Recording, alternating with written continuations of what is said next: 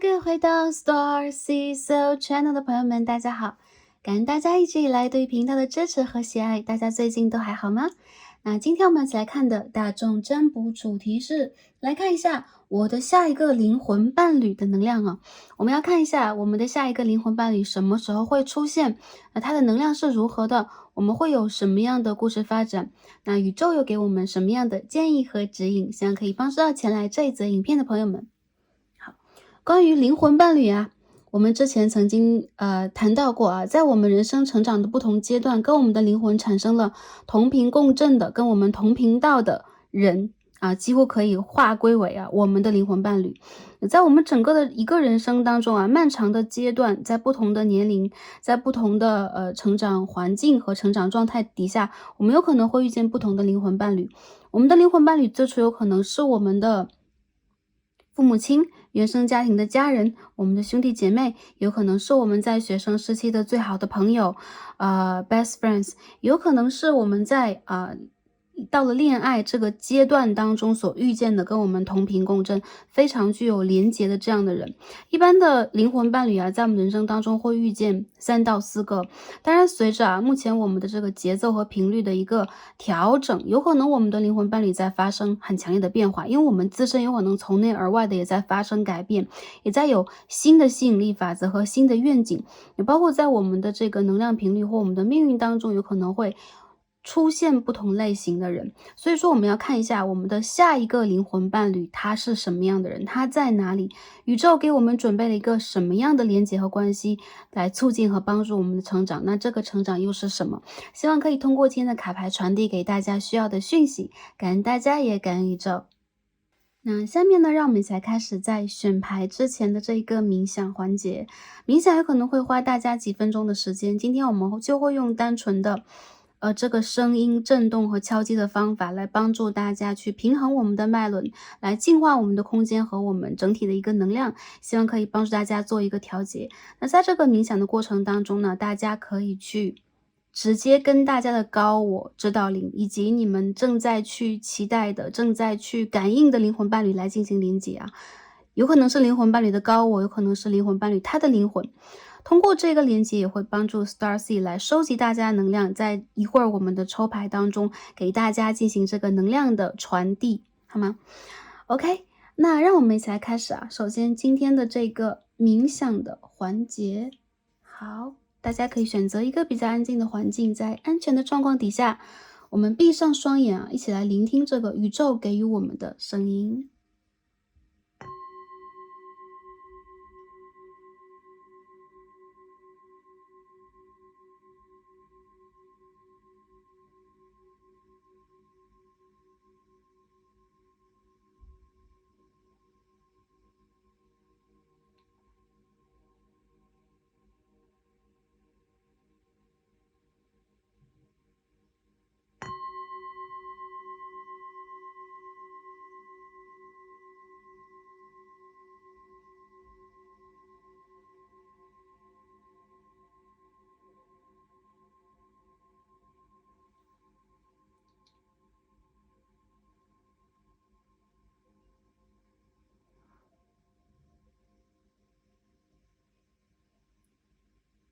首先，在我们感受到这个声音的同时，让我们静静的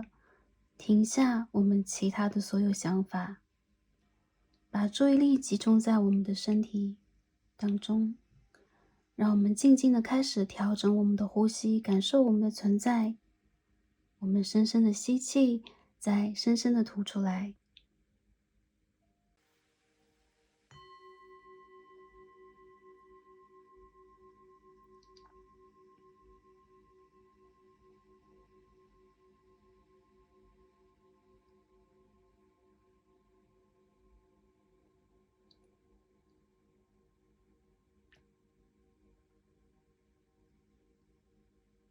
让我们从头顶开始放松我们的身体，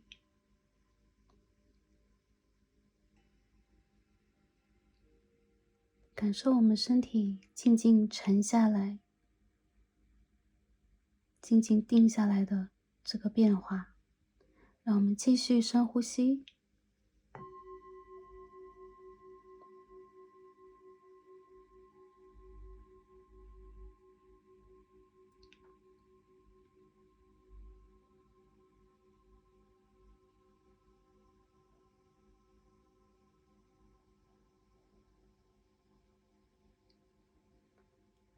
让我们将气息渐渐地沉下来，到我们身体的正中央，我们胃部的上方。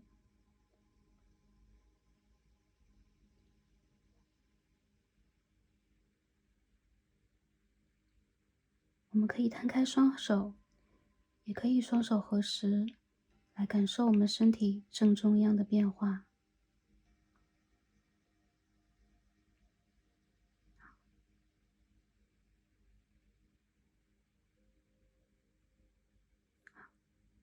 等沉静下来以后，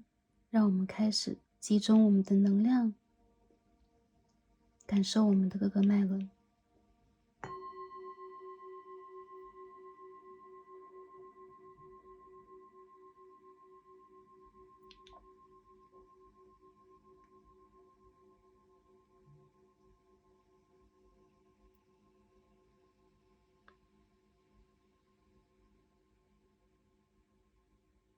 然后我们将我们的气息进一步的沉下来，到我们的海底轮，我们的身体所在的地方。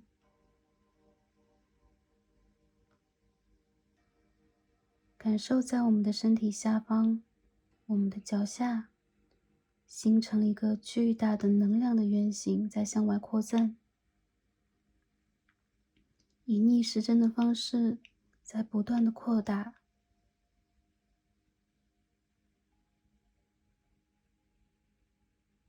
让我们来感受我们的存在。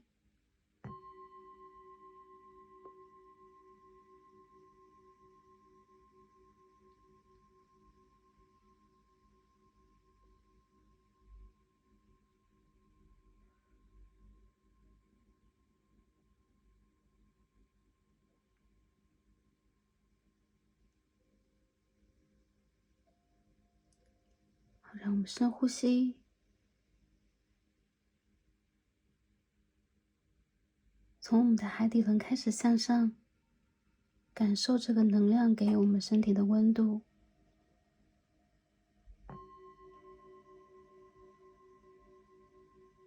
从我们的海底轮开始向上，到我们的脐轮，到我们的太阳轮，到我们的心轮，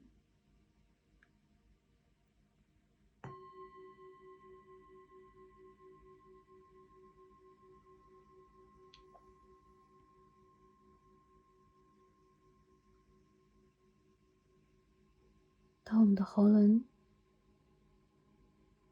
到我们的三眼轮，直达我们的顶轮。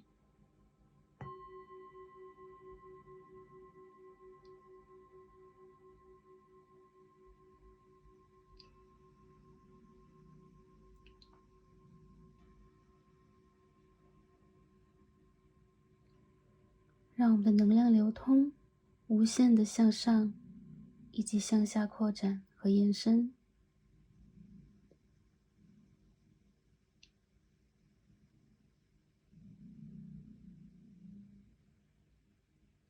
这个能量充满我们所在的空间，感受宇宙跟我们之间相互的映照。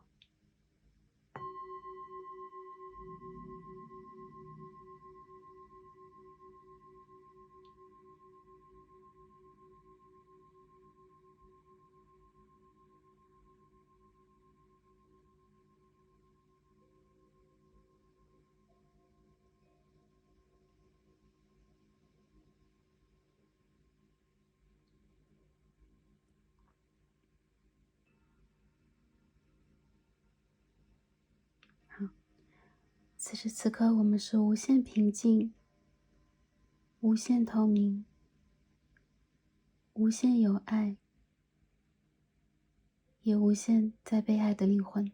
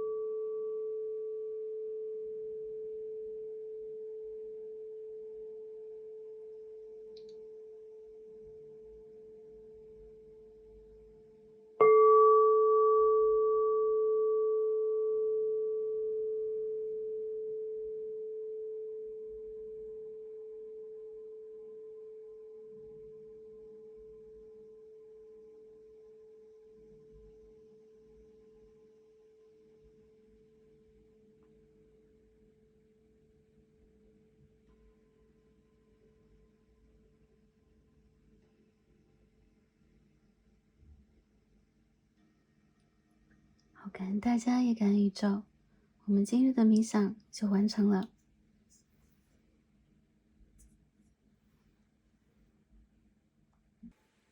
希望冥想可以帮助大家还原我们的平静，还原我们的透彻，还原我们最本真的爱的能量，也来帮助我们去连接到我们的灵魂伴侣。OK， 好，下面呢，让我们一起来开始今天的选牌。好，那大家可以睁开眼睛，在我们的面前从左到右有3副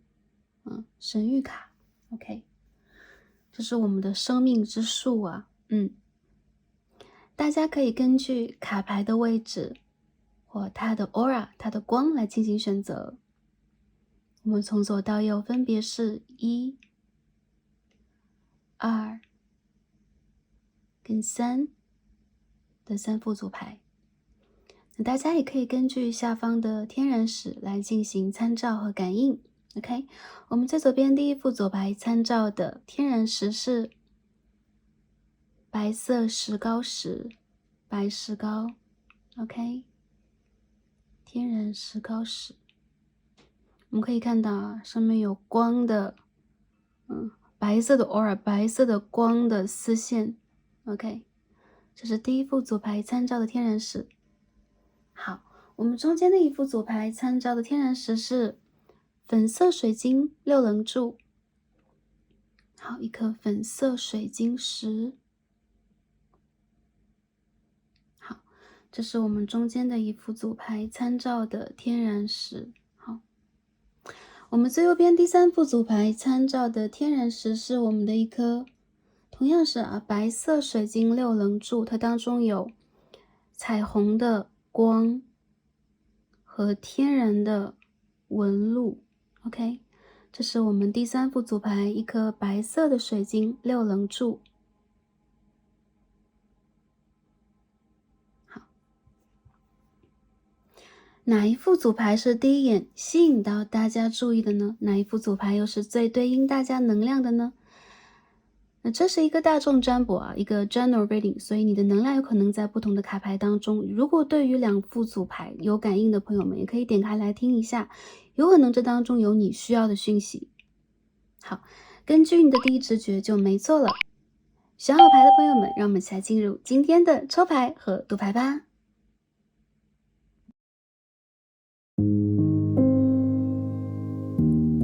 选到我们左边第一副组牌白色石膏石的朋友们，让我们一起来开始今天的抽牌。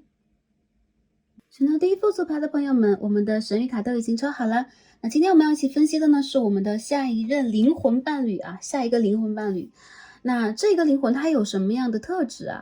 包括它出现的这个时间点呢，你们之间的连接是如何的？我们会在卡牌当中做一个分析，也会来看一下当这个人他出现的时候会有什么样的信号，有什么样的一些不一样的 sign 给到我们，帮大家做一个验证，或者说做一个证实。最后我们再看一下宇宙的建议以及指引，希望可以帮助到前来第一组的朋友们。OK， 首先大家选到了白色石膏石，我们一起来看一下能量，我们的神谕卡 Oracle 给我们什么样的讯息呢？我们一起来揭晓。Middle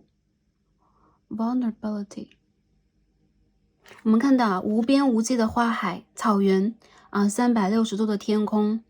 远远的山脉远远的云朵，好吗？这张牌让我感觉到第一副牌的朋友，你们的灵魂伴侣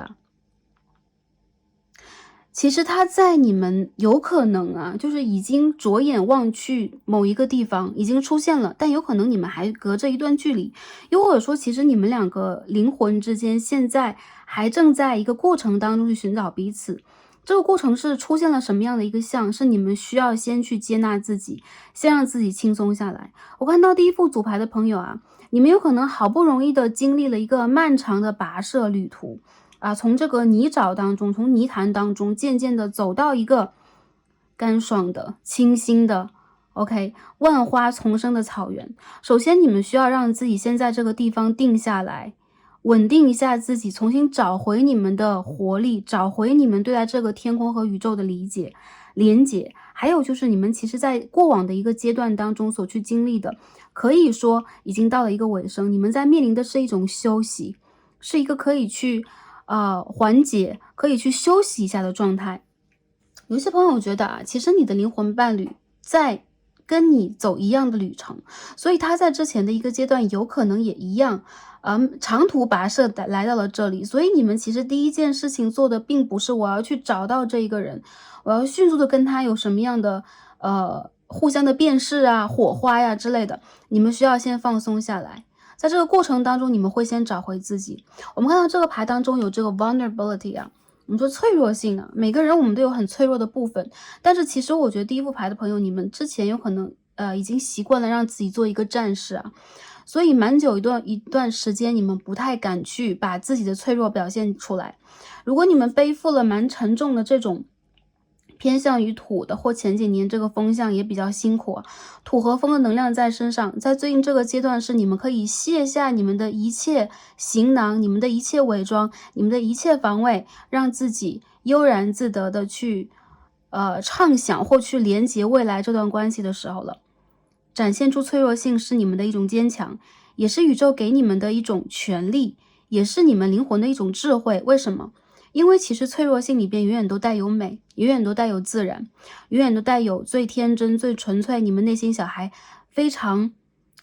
圆满的一块。我看到有很多朋友啊，你的灵魂伴侣可以跟你互相敞开彼此，可以互相去面对对方的经历，也可以帮助对方去疗愈，或者说去清理之前一个阶段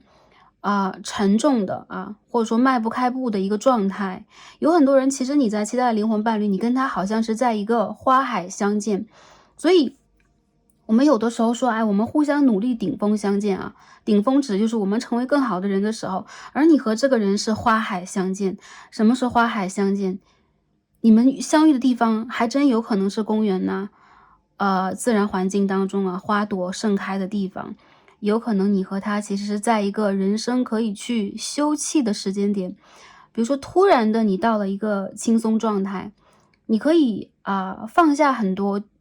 之前的纠结，或在感情当中你的一种压力和透不过气的感觉。这次你会重新的修复你的心轮，你会开始让自己学会呼吸，也展现出一个真实的你。这个时候的你是最自然最美的。我看到你和你的灵魂伴侣其实有很多不一样的地方，你们在当下遇见的时候是共频的，但在之前有可能你们在不同的人际圈当中，你们在不同的一些过程经历状态里边等等，你们的原生家庭背景有可能在之前都是不一样的。但之所以你们可以跟他在花海相遇，因为你和他其实都有同样的对于爱，对于自然就是自然而然的自己一种自在，还有一种包容力的向往。我觉得其实这个人他和你可以产生出一种非常纯真的真爱，还有就是可以让你 relax， 可以让你放松。有可能你之前一直处在一种失眠很被动或强迫呀，或者说压力比较大的一个状态。当你的灵魂伴侣出现，我看到你和他之间都会帮助对方清理这个能量，你们开始有可能会安稳的睡下来，你们开始积极的面对人生，你们开始透气开始呼吸，也开始重新做回自己了。这是第一张牌。那我们右边呢也抽了一张好，我们抽了一套 Sacred Forest 神谕卡，来做一个能量和信息上的一种对照和补充。 OK， 我们抽到的是第18号 Foggy Bog Patience。 大家有没有看到在雾蒙蒙的这个像是泥沼一样的地方我们的这两只其实很像刚刚抽牌的时候发现的OK， 可以说这是一只我们灵魂的，有可能是指导灵，或者说就是我们自己我们是一只天鹅，我们是一只正在矗立的孤独的看着远方等着晨曦的一只白鹭一只鹤。我看到其实你们已经深潜在你们的灵魂的这个很底端的一个部位foundation， 有可能你们正在去修复你们的海底轮的问题，你们有可能正在等你们的晨曦，等你们的光。我看到你和你的灵魂伴侣你们两个人其实在灵魂的旅途上起码经历了共同的一个阶段，就是往你们灵性深处，包括这当中蕴含着一些业力，蕴含着一些学习的意味，蕴含着一种隐士牌就是说隐藏自己，找回自己，学习智慧，稳定你们根基的一个阶段。我们看到是 patience， 也就是说其实你和你的灵魂伴侣两个人对待这个，比如说我的爱情，或者说我亲密关系的连结，都是抱有一定的耐心和真诚度的。我看到这种耐心其实也源于你们对于自我的一种了解和体察。我看到其实你和你的灵魂伴侣啊，当未来你们可以相遇的那个时间段，所有的雾霭，这一切的卡住的能量，包括你们所处的一个状态，都会得到巨大的改变。你们不会再仿佛让自己深陷在某一种状态当中无法退出，或者说你们不会让自己纠结在目前的，比如说是工作，比如说是金钱，比如说是人生的阶段。我看到你们当走到了这一个平原上，当你们看到了更远的天空，你们两个人会发现啊，能够去真正治愈自己的是你们自己。但同时当你们在花海相遇的时候，你们会发现这一切会因为彼此的出现而绽放的更加的美好。所以我觉得其实很多朋友，如果当下你们处在一种孤独状态，或者说情感能量上卡住的状态，或者说甚至有的时候啊，你们会感受到应该会出现这个人吧，但是并不确定，甚至有可能你跟他相遇过，但是你们又不得不被隔在两个不一样的空间和区域，有可能是物理上的，有可能是你们灵性成长上的。耐心一点，宇宙要告诉你们，你们可以去面对你们的脆弱，也可以去展现出真实的你们，但同时在这个过程当中，我们还是要等这个 divine timing， 一个神圣时间的到来。很多朋友我觉得这个时间快来了啊，对于你们来讲啊，如果之前一个阶段不管是长还是短，不管是什么样的一个状态，你们肯定要经历过一个很卡的时期才能够遇见他，因为这是你们共同的要遇见对方的一个信号。紧接着我看到宇宙在告诉大家，保持一种耐心的同时，你们可以让自己不用再盯得那么紧了，你们可以让自己放松下来。因为其实对方的影子已经映射到你的世界当中了，你不需要让自己再去我要做什么样的改变，我要再次去展翅高飞，我要让周围人看到我多么的耀眼等等，按照你的方式去过你的生活啊。对方和你其实并不是一个彼此竞争 OK， 彼此要去 push 对方或者说比美的一个状态，不是的，他和你是可以相互陪伴，彼此欣赏对方和自己的相同以及不同的，好吧。好，进而呢我们下面看一下灵魂伴侣有怎样特质？我们先从对方特质来开始分析吧。OK， 那我们首先来看这边的，也是一样Oracle 神谕卡，再开始抽我们的 Tarot。这边我们的神谕卡给我们什么样的讯息关于你的灵魂伴侣的，我们抽到2张神谕卡，一起来分析一下。Fog，OK，and the point， 诗人。首先很明显对方的身上有风和水的能量，偏风向偏水向的。大多数的朋友我看到这个人他是一个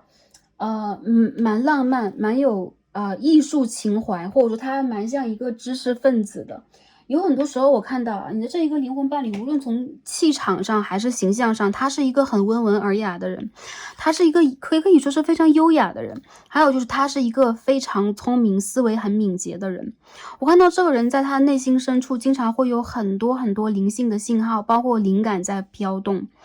这个 Fog 牌让我感受到他其实是一个有自己的使命和目标，同时他有可能当下正在找回自己的能量。这是一个青蛙王子或者是青蛙公主可以说比如他是一个他是一个OK 白鹿公主OK 都可以这样说。那我觉得这个灵魂他其实在内心心底是非常纯净的，还有就是很高贵，有可能他会一直知道我有贵族的血统，我有与人不一样的一些使命，或者说我的这个灵魂的来源是不一样的，所以他有的时候在人群当中会让人感觉到有点自视甚高。我觉得这一个灵魂他其实有他自己就是比较像是天人，就是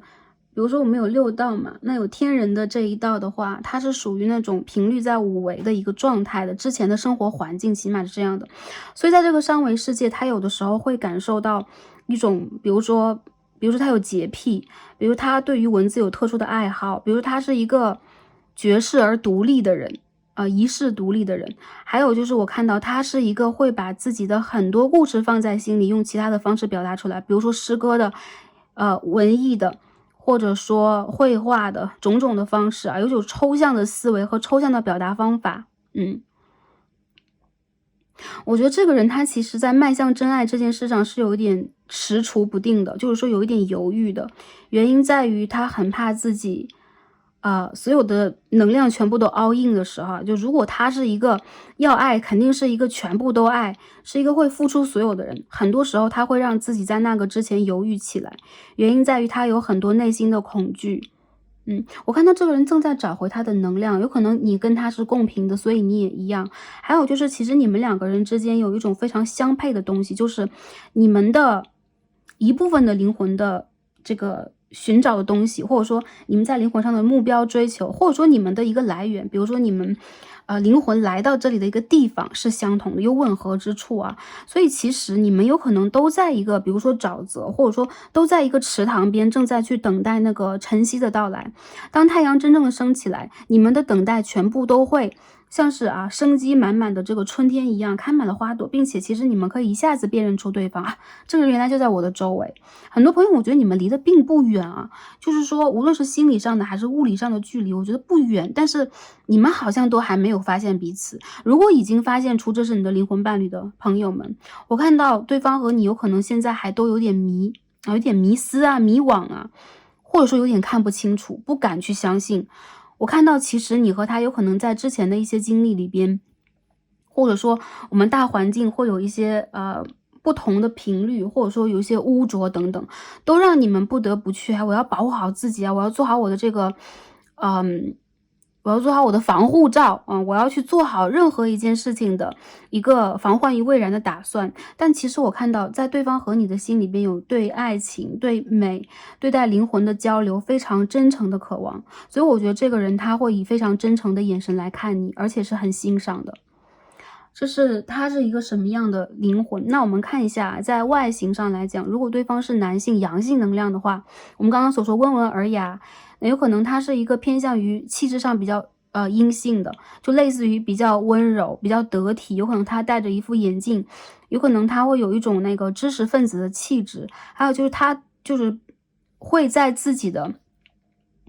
身材的管理，外形上来讲都是一个偏向于比较清淡、比较文青的一个类型。我看到这个人他是偏瘦的、偏高的，还有就是他其实是一个很轻盈的人，有可能就是那种走路就健步如飞或者说他是一个在人群里边举手投足都会有一种优雅的气质以及贵族的气质这样的一个人。那我看到这个人他皮肤也是比较白的，还有就是有可能他就是那种不太喜欢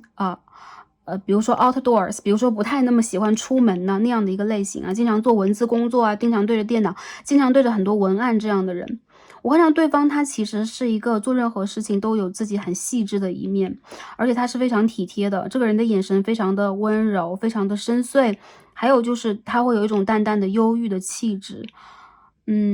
其实他在等待着自己的这个青蛙王子在等公主是吗？ OK， 等待自己的公主能够去找到自己，或者说能够去辨识出自己，他身上一定有他很不一样的一些印记会引起你的关注，还有他会有一种让你有一点我见犹怜的气质虽然说他是一个阳性能量，是一个男生，但是你会不由自主的想要去感受他的世界，你会跟他共情，你会去理解他，或者说同情他等等。如果是偏向于阴性能量，比如对方是个女生的话，我看到其实对方他是一个很自由、很独立的灵魂，甚至有的时候有点孤立。这种孤立是他自己选择的，并不是说周围的人都在孤立他。我看到他很骄傲，然后同时也是一个对于自己的世界，包括对于美、对于审美、对于他周围的一些事物，他有自己独特见识的人他是一个很有眼光的，或者说他是一个很有自己生活品质的人。紧接着我觉得他会有一种与众不同的气质。还有就是我们刚刚所说的一样的，皮肤比较白皙，身材比较高挑，或者说他是一个偏向于性格比较内敛、内向型的，不是那么外向型的。我觉得其实啊，这个你的灵魂伴侣啊，之所以是你的灵魂伴侣，你们一定有非常相似的地方，所以你们的眼神、你们的一些行为啊，你们的一些姿态都有一点相似，就是我看到的啊，好吗？OK，我们这边的牌也读完了啊，今天读神谕卡读了蛮久。那下面呢，我们一起来看 Tarot 塔罗给我们什么样的一个能量啊，来帮助我们看一下我们和我们的这个灵魂伴侣之间的连结呀、故事啊，然后我们什么时候相遇，然后会有什么样的这个发展等等啊，具体的细节我们一起来看一下 Tarot。Queen of Cups， 首先是圣杯的皇后，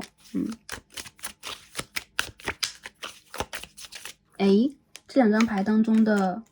其实 Starcy 不知道这什么鸟啊，不过它们长得很相似，是一只白鹭嘛，一只鹤嘛，仙鹤嘛都可以啊，大家可以看到。OK，Queen of Cups， 他们的姿势都一模一样，好有趣啊。好，我们继续来看一下啊，第二张 Ten of Swords。OK， 看一下你和你的灵魂伴侣啊 ，The Emperor，Oh my God， 难的，我们再继续洗一下，看一下出现了什么 Three of Pentacles，OK， 金币3号的正位，看一下细节。我看到了这张女祭司牌，而且刚刚就飞了出来。OK。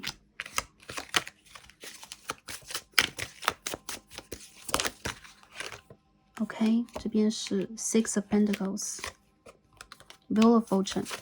我们再抽最后一张，看一下细节方面是什么样的。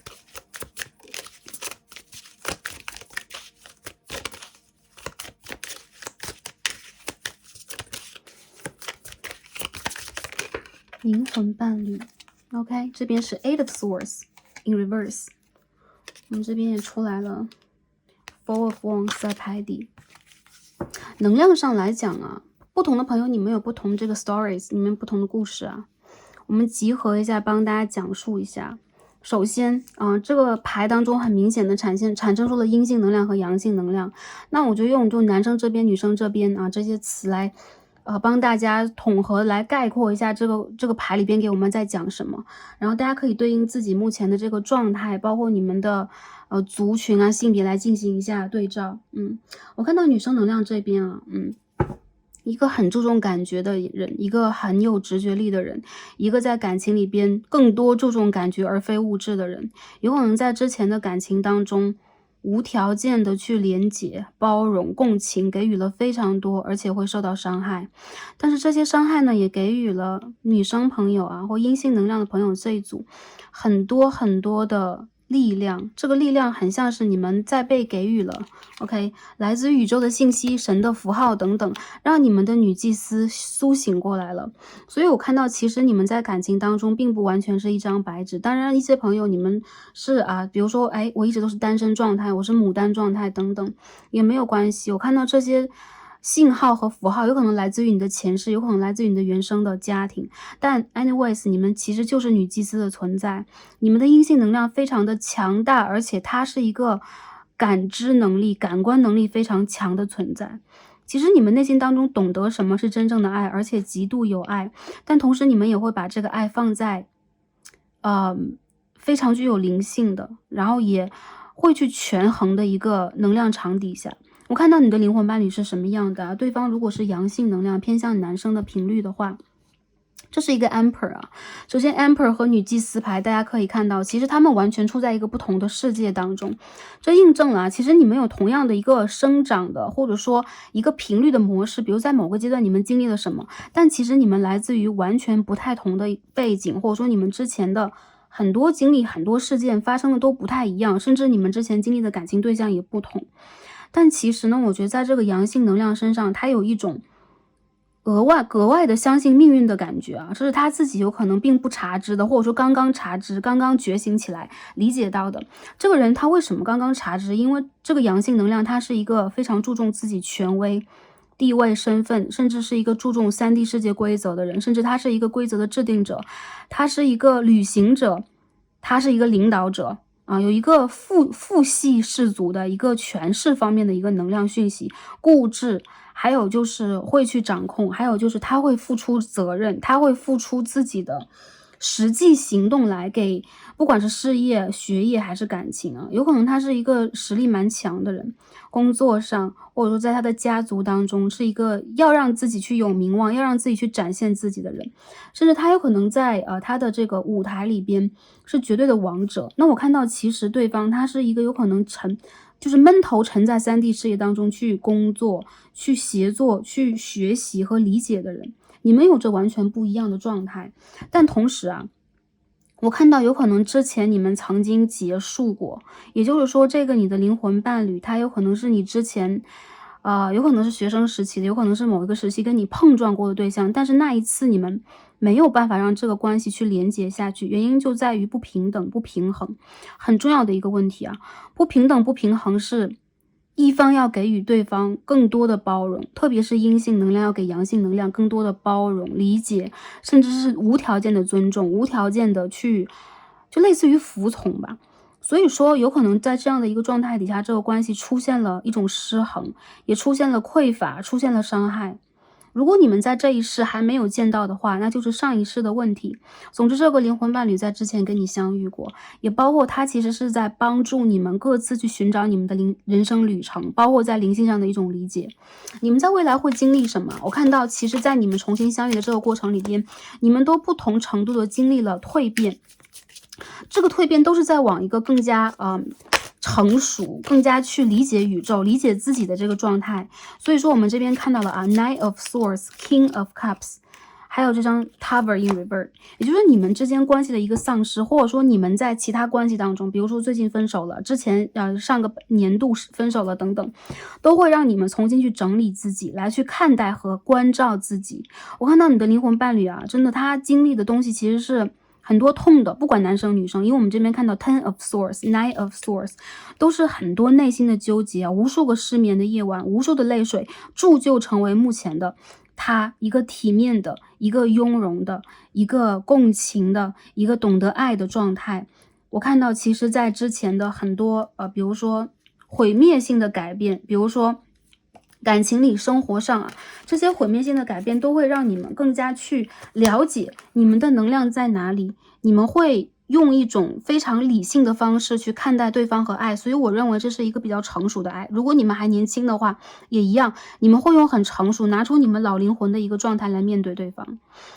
很多朋友我觉得其实你和你的灵魂伴侣，你们是心心相印的。还有就是如果周围一些因素把你们吹散了，把你们打散了，比如说因为工作、因为事业、因为原生家庭、因为某一个人，我不得不去离开这个感情和连结，你们有机会重新再来，并且在那个时候我看到在3D 事业当中，你们的物质和你们的很多条件都重新的满足了，也包括在那个时候你们有可能处在了一个更加稳定的状态去迎接和面对对方。这个关系里边没有谁强谁弱，没有就是所谓的比如说女强男弱呀，或者说比如说哪怕是年龄上会有差异，但是我还是看到你们的心灵是共频的，所以你们可以去将这个关系连接得很好，也包括其实你们有这种缘分。我们看到 Wheel of Fortune， 我看到其实这个关系当中如果对方是男生，一个阳性能量的话，相信命运的人，等待重逢的人，还有就是肯去修补自己，也肯让自己去进步的人，愿意去背负风吹雨打的人。但是你和他之间有可能有很多打不开喉轮的地方，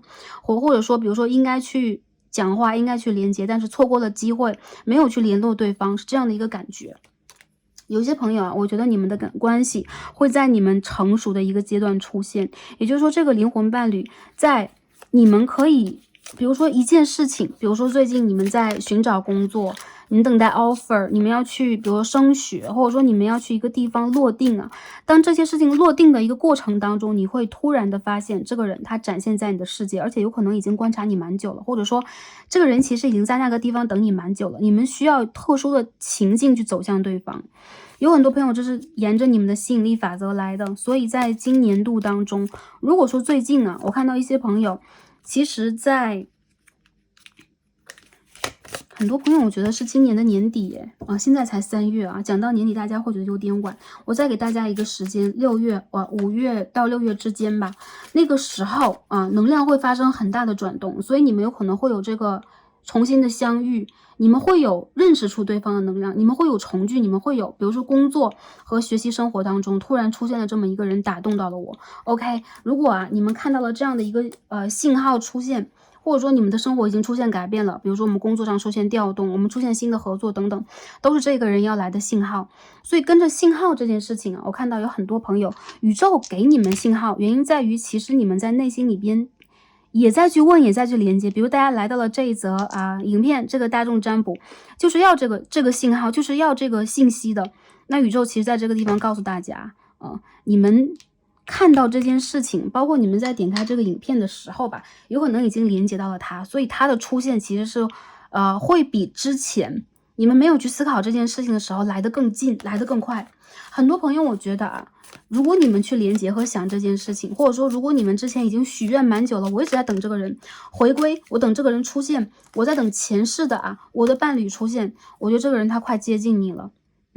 大约在北半球春暖花开，夏天要到的时候，花朵要绽放的时候，还有就是当你们可以让自己重新的坐在你们的位置上，稳稳的看待之前、现在和未来的时候，我觉得你们就是波澜不惊的。还有就是未来一个阶段，你们会持续的让自己去收获，无论是灵性上的，还是如果你们追求的是物质上的、事业上的，都会有。其实阴性能量偏向于灵性上的收获，当然这种收获来自于一种痛，阳性能量偏向于在物质世界的一种打拼，给予自己的收获。这些都会让你们重新坐在你们的位置上，你们的宝座上，连接到对方。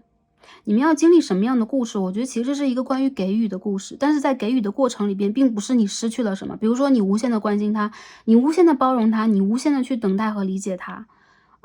这些有可能会造成某一种期待带来的痛，或者说对方的反应迟钝，自我带来的一些伤害，现实条件不支持不允许给我们带来的挫折，但这些全部都是你可以成长的一个符号在有伤口的地方，你可以成长出全新的鳞片，全新的犄角，全新的皮肤。这就是我看到的第1副组牌的朋友。我觉得其实你们都是十分有灵性的人你们2个，还有就是你们的灵性不只是单纯只是要修行来的，你们的修行里边包含了在3D 世界当中你们要去经历的部分，比如说财务上的学业事业上的，还有个人的天赋、个人的努力的一种发挥，取得的成就上的。所以其实你们呢，哪怕在性格上来讲都是浪漫的、诗意的高山流水的人，但其实在真正的你们想要去拥有的这个能量场当中，一定有你们想要的花海。也就是说这里面是丰盛，这里面是平稳，这里面是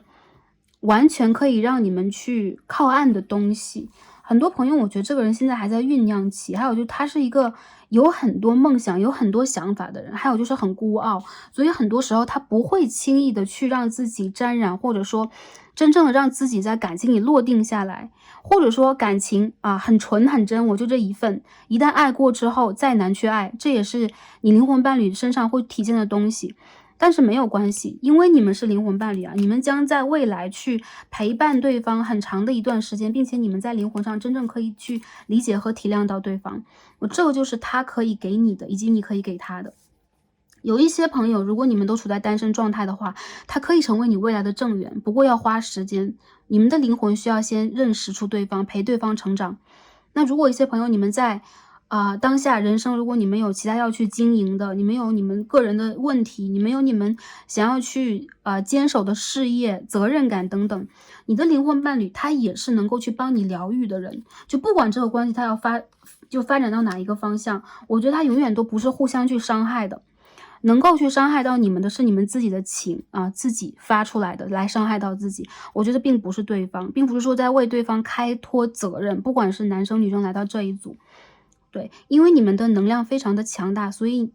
在感情里边，当你看到了更大的一片格局，当你看到这个宇宙更高的维度、更多的爱，你不会让自己在这个爱情的反射当中受到伤害，而是你会真诚的去疗愈自己，你会耐心的去促成这段关系的变化，用你的方式，还有就是你会真诚的许愿，让他以你想要的方式到来。所以很多朋友，我觉得你可以大胆的去吸引你的灵魂伴侣来到你的世界，好吧？好，刚刚我们在时间上啊，我感觉淡了一点，但是我看到你们真的有灵魂伴侣哦，而且很多朋友，我觉得你的灵魂伴侣是上一世的，还有就是你有可能认识他，或他是你的前任都有可能啊。你们的缘分如果之前突然就断了，就是你突然就断了，突然没有办法和对方往前走，我认为你们的关系会重新连接起来。但是在那个时候，我觉得你们在这之前都要保持住你们的一种耐心去学习，甚至去经历属于你们的一些业力的部分和环节。还有就是我看到这个人他在去寻找和收集自己的勇气，他也在内部发生着很强烈的变化，在提升啊，我觉得这是一个好的变化，在提升当中啊。因为我觉得其实你和你的灵魂伴侣，我们看到女祭司和 magician 魔术师牌，你们都是很有就是有能量的人，或者说你们是有很强烈吸引力的人，还有就是你们能够感受到对方这件事情，会让你们感觉到，哎，这个人他没有放下我，或者说我们还是有可能，这样的。最后看一下我们这个，我们说呀，遇见他会有什么样的 sign 信号？我们看一下，抽一些其他的神谕卡，我们了解一下这个关系啊。这个牌出现的 ，Oh my God， 又掉出来一张什么？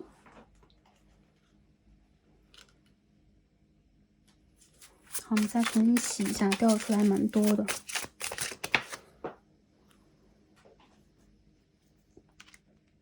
Milky Way。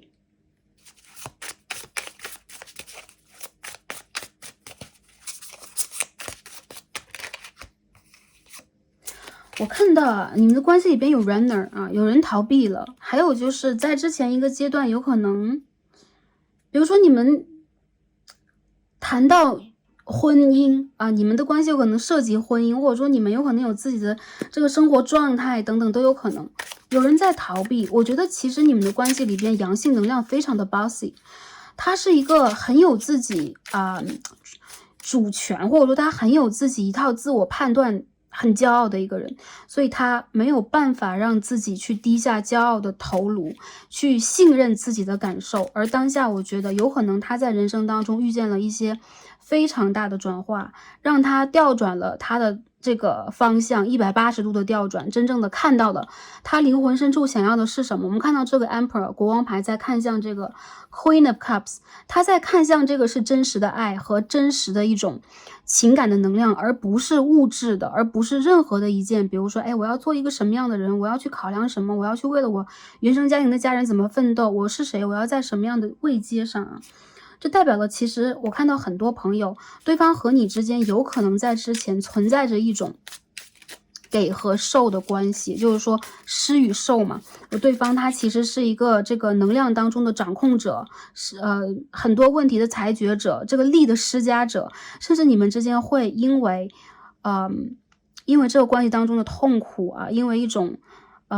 紧张感。因为你们之间的这个力量的这种拉扯的爆发，会让你们感觉这个关系当中不得不去做一些变化。我看到有很多朋友，其实你们在对峙状态，而如果你是阴性能量的话，对方是要走向你的。我看到有很多朋友啊，在这个冥王星，我们出现了冥王，还有 11的能量。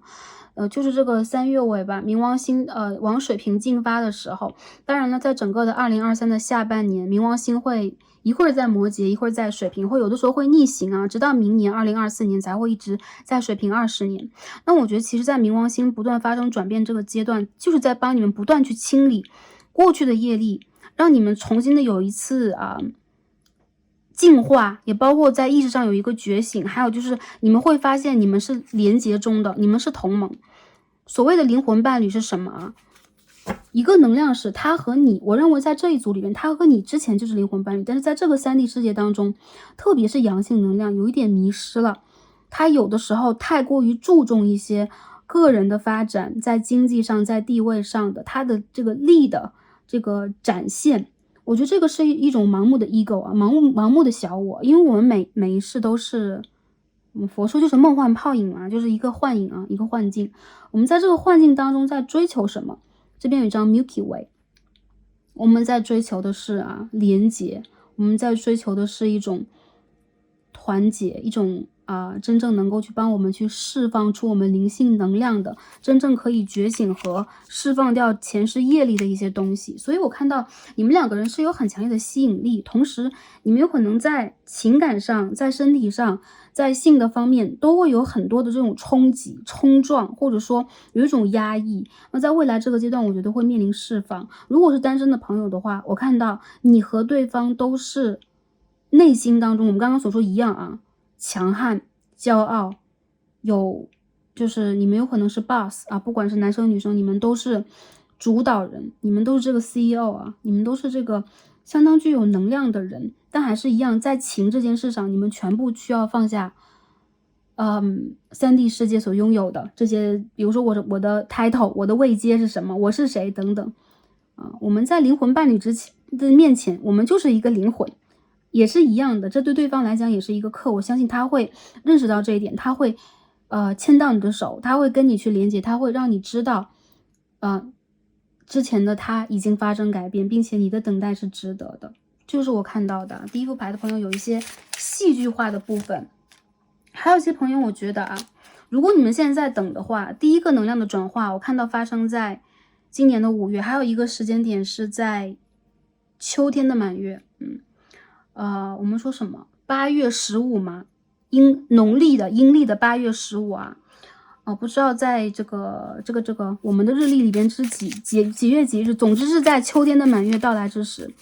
这个人真正的一些行动会到来，对，他在走向你，他会跟你重新连接，他也会让你看到你在等待这条路上拥有的是丰收，拥有的是值得的一些朋友如果这是一个新人的话，我觉得他会在秋天的满月到来这个人他是你可以和你互相辨识的，而且是一个非常 powerful 的人，也作为一个灵魂，他有很强的能量，他不是一个随波逐流的，他不是一个无法发挥实力的，他不是一个郁郁而不得志的人。但你们之间我觉得还是需要花一点时间给对方patience 耐心一点。我觉得这个人他现在也是一样，有可能需要重新的找回自己的一部分能量和正视爱的这件事情看一下宇宙给我们什么样的建议和指引第一张我们抽到的是Luminosity OK 差点看成了 Illumination对 anyways 我觉得其实这张牌的朋友，你的闪光，你的顶轮在闪光，你有一种爱这种爱其实也是你在灵性修行当中所见识和领悟到的，是你通过你的女祭司不管男生和女生，你们的高我是一个女祭司 OK 你再通过这个女祭司去理解什么是爱，什么是真正的具体的宇宙之爱，而不是只是3D 世界的爱，你得到了很多信号，同时会让自己发光，所以这种光会将你的灵魂伴侣带到你的世界。有些朋友我觉得你们很丰盛你们要相信，特别是在未来这几个月当中，你会变得丰盛多姿多彩，你的世界里边有可能会出现很多转变，有可能会突然有一些人来联络你或者说你会发现你的一些兴趣和爱好渐渐已经可以变成你的事业，或者说可以让你站在众人的面前去闪光一次，你们的心轮在打开，顶轮在打开。很多朋友对你们来讲很好的时节是花开的时节，我们说花好月圆嘛从今年的夏季到秋季之间，我看到其实对大家来讲你们的变化是非常大的，而且这是一种美的体现。还有一些朋友宇宙要告诉你们，大胆的去学习，继续去体悟它，而你真正可以回归到自己的这个时间段已经到来很多朋友我觉得你们的不只是在寻找灵魂伴侣你们的这个桃花是会出现的，随着你的魅力的一种体现，有各种各样的选择来到你的世界。如果你要选择的是你的灵魂伴侣的话，也没有关系，去等待他我认为你的灵魂伴侣他现在其实更多时候在用一种跟你若即若离的方式，或者说通过5D 的方式来连接所以说你们之间的这种在携手，你们的协作也是通过你们周围的指导灵和天使在连接的。我相信这条路你们走在一条对的路上，这是宇宙给我们的第一个建议和指引。第二张我们抽到的是Heart Guardian OK I'm sorry 今天有点卡 Love and let yourself be loved。一张星轮的牌啊，我们看到这个女神和这个女神的胸前有一颗星星，所以这我看到啊，对待这个第一副组牌朋友来讲，打开你们的心轮和顶轮还蛮重要的。最近这个时间段，你们可以通过冥想、灵性的疗愈啊，让自己去多感受爱。不管是男生女生，其实你们的灵魂家族里的女神在帮助你们。有很多朋友，我觉得之前如果你们的这个心轮和爱的能量有点破损或疲惫或受伤了啊，有点疼痛的感觉，这个阶段是你们疗愈自己和打开能量最好的时间点。所以其实你们特别具有魅力，还有就是你们的情感能量就在你们自己的手上。当你们打开自己，你会发现它就会随着你打开的能量而到来。我看到这个人，他其实是一个极度渴望光的，他的世界里边有他自己想要的，就类似于灵魂的伴侣啊，男神或女神的人选呢，是有的。你们之间是一个需要去携手帮助对方清理能量，还有就是觉醒的这样的一个过程。所以我觉得这个人他现在有可能还在有点 hold back， 就是还有点躲藏，或者说没准备好之类的。我觉得不用说是给他时间，是给自己和这件事情一点时间。你们的爱会流通，你们之间的能量会具体的连接到对方。还有就是单身的朋友，我看到你们在未来会有一段非常 powerful、非常强烈的、充满爱意的能量来到你们的世界当中。这代表了你在未来的一个阶段，不管你和他要不要经历什么风吹雨打呀，还是在感情里不要经历一些什么呀，这都没有关系。更多的是我看到，对于你们来讲，这是你们的一个愿望的满足，这是你们对于自己的、对于你们的光的能量，对于你们3D 世界的魅力的能量的一次，真正的觉察。所以说，我觉得第一副牌的朋友，你们就是值得被爱，还有就是你们可以让自己轻松去爱不管你们背负了多少，还是说冥王星也给了你们很多重压之类的，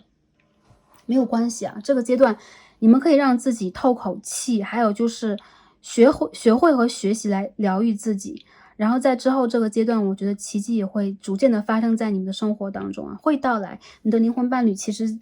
不是说在到来你的路上，而是在这个跟你相对的一个地方在矗立着，在站着。原因在于我觉得这个人他没有离开过你他的灵魂没有离开过，他的高我没有离开过，但是他有可能需要这样的一个阶段去重新的看到走向你的这条路永远都是通畅而无阻的，好吧。我们最后补充一下星座方面第一组的朋友，水象星座天蝎座、双鱼座、巨蟹座火象星座射手座，还有土象星座特别是狮子座和金牛座的朋友蛮容易选到这一组的阴性能量比较偏向于水象星座，而阳性这边比较偏向于土火的能量给大家做一个补充。OK， 那第一副牌对我们所有的卡牌解读到这里了，希望可以帮助到大家，也希望大家一切顺利。希望大家在未来这个阶段可以开心、平安和幸福的打开我们的能量，连接到陪伴我们的这一位灵魂伴侣。祝福大家一切都好，也很感恩跟大家今天一起读牌，让我们下一期再见吧，拜拜。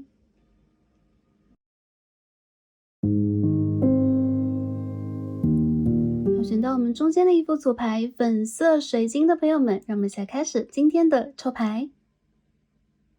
好，选到我们的第二副组牌粉色水晶石的朋友们，我们的神谕卡都已经抽好了。那今天我们一起来看的主题呢，是我的下个灵魂伴侣。我们要看一下对方他有什么样的特质，分析你们之间的连接是什么样的，包括一些细节呀，对方出现的时间点呢，你们的交往交流等等。我们也要看一下对方出现的这个信号是什么样的，有什么样的一个 sign 出现，表示了这个人是我们的灵魂伴侣，他就是那个对的人，或者说是我们要找的人。OK， 我们会通过卡牌帮大家传递一下，最后看一下宇宙给我们什么样的建议及指引，希望可以帮助到前来第二组的朋友们。好，第二组粉色水晶石，首先我们一起来揭晓一下这个指引牌给我们什么样的讯息。我们来看一下第二组 Whale，OK， 我们看到的是金鱼的能量 Bridge。鲸它越过了海平面正在透一口气，所以我看到你和你的灵魂伴侣看起来你们当下还处在2个完全不同的界面当中。看起来就是你和他有可能处在完全不一样的世界里边。再者就是他有可能会带着你打开你对于这个世界全新的认知和体会。有很多朋友第二组我看到啊，有可能这是时候你需要去转变一下你的一些注意力和想法了。有可能你的灵魂伴侣在一个完全你意想不到的状态底下，他是一个你意想不到的人，他是在一个你意想不到的方向里边正在等待你的灵魂，这都是有可能的。有很多朋友，我觉得在这一组里边所体现的是你们是 power couple， 你们是很有能量的一种结合和连接，从灵性上的，从生活上的，所以你们有可能会带着彼此打开一个新的认知，甚至会开始因为对方出现在世界里边，你们有了全新的爱好，你们有了全新的社交圈，你们有了全新的视野来看待这个生命。对，这个灵魂伴侣，它会让你的眼前为之一亮的同时，也会让你真正的大为振奋。当你看到这个宇宙，当你重新看到这个世界的时候，因为你们的连接，你会发现你不再只在海底这个世界里边，在潜行啊，在走路，在看待这个世界，你开始有了一个新的维度、新的界面，它有可能是对，跟空气有连接的，比如说你们两个人，一个人是风的能量，一个人是水的能量，有可能是他和你之间的这种信息感知的方式、连接的方式不相同。但为什么他是你的灵魂伴侣呢？因为他会带你有了全新的认知，对待自己也好，对待这个世界也罢。有的时候我们在三维世界啊，看待高维度，看待神灵，看待我们的修行等等，都像是在这个大海的平面伸出我们的头来呼吸一下，来看待一下外界的世界，哪怕这惊鸿的一瞥并不是这个世界这个宇宙的全貌，但是我们已经知道有这样的存在。所以其实我觉得你的灵魂伴侣也是一样，他或你会让对方感知到有这个世界上有你之前所生活的，你所认知，你所信仰的那些人事物以外有其他的存在。连接到的这个能量让我感觉到，其实第二副组牌的朋友，你们很渴望在感情上也好，在灵性的连接上也罢，有一个跟之前完全不同的状态。如果你之前有着，就是比如说交往着一种类型的对象，或你经历过这样的感情，我认为你的灵魂伴侣会给你一种全新的认知和体会。紧接着，我觉得你们需要彼此勇敢一点，因为进入这个感情对待你们来讲，都是有可能让你们180度的大转变的一个阶段，或者说那样的一个选择等等。但其实当你们真正的发现，你们原来有这样的选择，你们原来有这样的空间啊，有这样的人可以跟你们进行一个对接，你会对待自己和这个世界都是非常惊喜的，这就是这个人可以带给你的。紧接着我们可以看一下下一张神谕卡，下一张 Oracle 来补充一下我们这边能量。我们抽到的是第17张 Fire Spirit， 火的精神呢，我们看到是 Energy。第一个能量让我觉得你们要么就是风和水的组合，你们要么就是水和土的组合，总之你们两个人在星座和能量上来讲不一样，强烈的互补。还有就是你们会打开彼此的能量的信号。我们这边看到一个女神呢，她 OK， 左手右手两团火焰，很像这个 Twin Flame 的能量啊。这两团火焰的阴阳和这个能量场是完全不同的啊，所以他们有着不同的这种光，这个 aura， 当然他们也在吸引着电闪雷鸣啊。我之所以会吸引电闪雷鸣，是因为这个 energy 到达了一定的层级，到达了一定的量级的时候，它会对接宇宙同频率的东西。如果它是火的能量，那它吸引的有可能是它的对面反面的一个惊雷，一个闪电，或者说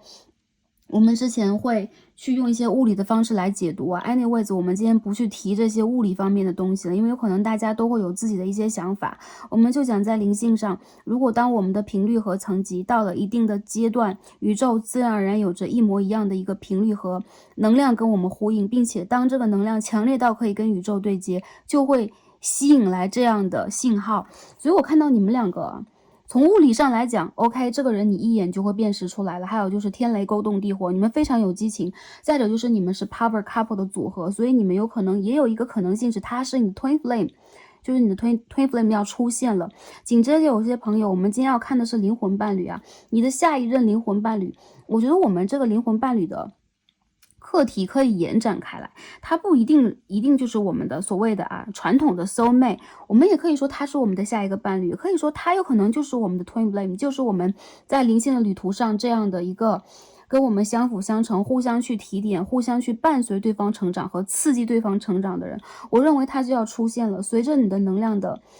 开阔，随着你能量的一种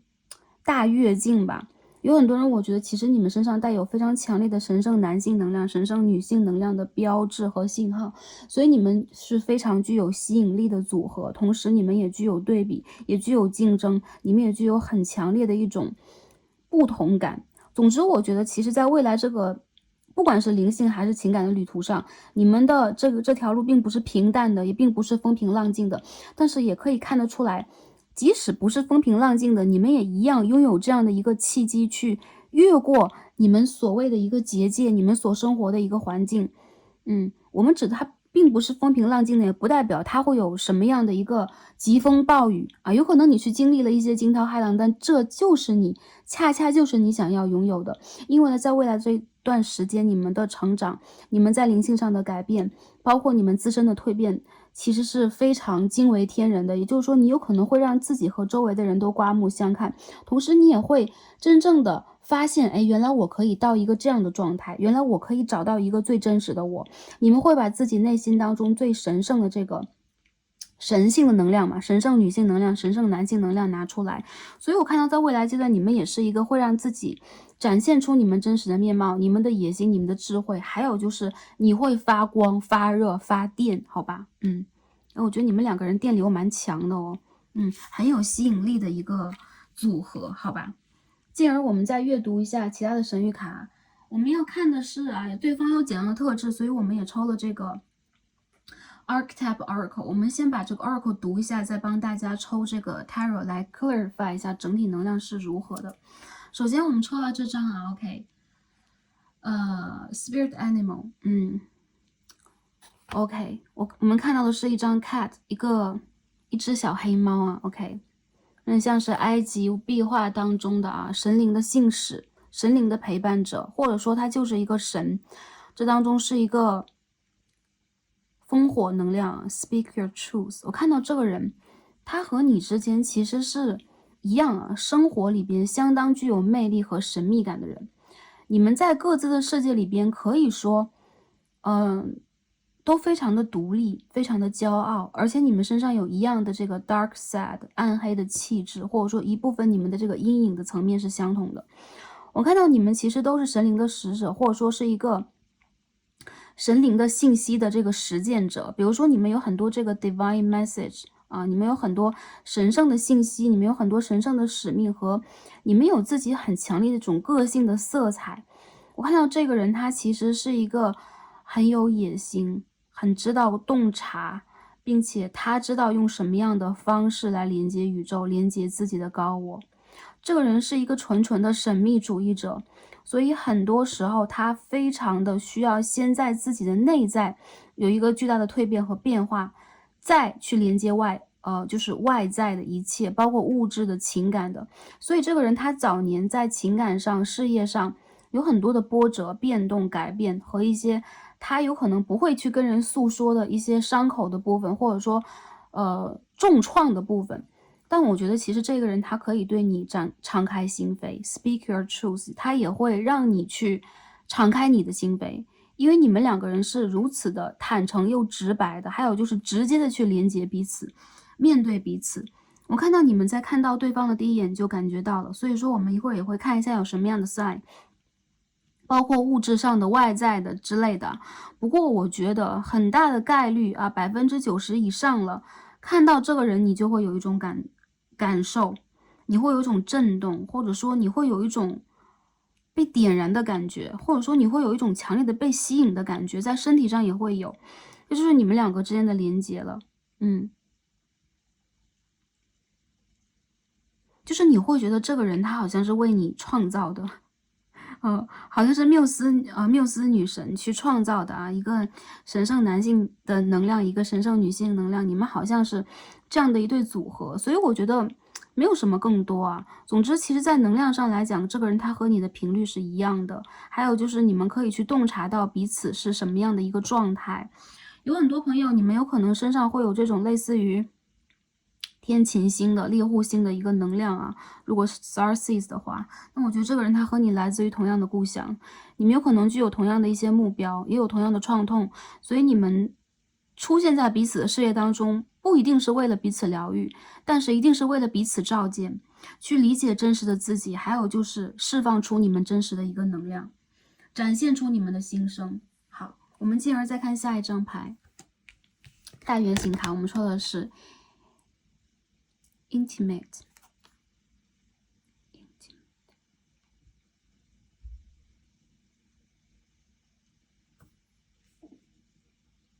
很多朋友啊，一部分的人我感受到你们的关系有可能要从地下恋情开始，或者说你们会彼此去暗恋，你们的关系里边有可能会有一些一开始不会去曝光的能量，或者说你们内在蕴含着这样的一种状态。我看到你的灵魂伴侣和你之间其实是在身体上会有很强烈的连结，很强烈的吸引力。再者就是你们之间其实有前世的情人的这样的一个信号，他身上有这样的一个符号，比如说他的一个眼神，他的某一个饰品，他的某一个 tattoo， 或者他的某一个纹身，他喜欢的某一个 symbol 啊，某一个符号等等，正好应对了你和他前世的记忆，所以你们可以辨识出彼此。我觉得你们两个人之间的连接其实也有冥王的连接，所以你们的星盘当中可能冥王星是非常强烈的，还有火星啊，冥王和火星的这个相位是比较强烈的。有些朋友，我觉得你们两个人之间，他之所以是你的这个灵魂伴侣，是因为你们就是啊 ，you two made for each other 啊，你们就是为了彼此而被创造出来的。不管在这个3D 世界也好，还是在哪个地的世界也好，在哪个维度也好，你们永远都会辨识出彼此。还有就是，其实你们之间也会有很强烈的一种情欲上的啊，跟对方之间的连接和渴望，这个是前世带来的，根基上带来的。所以有可能通过这个人，要不然就是说你去释放你的欲望，释放你的爱，释放你的渴求，要不然就是通过这个人的这个点，你要去破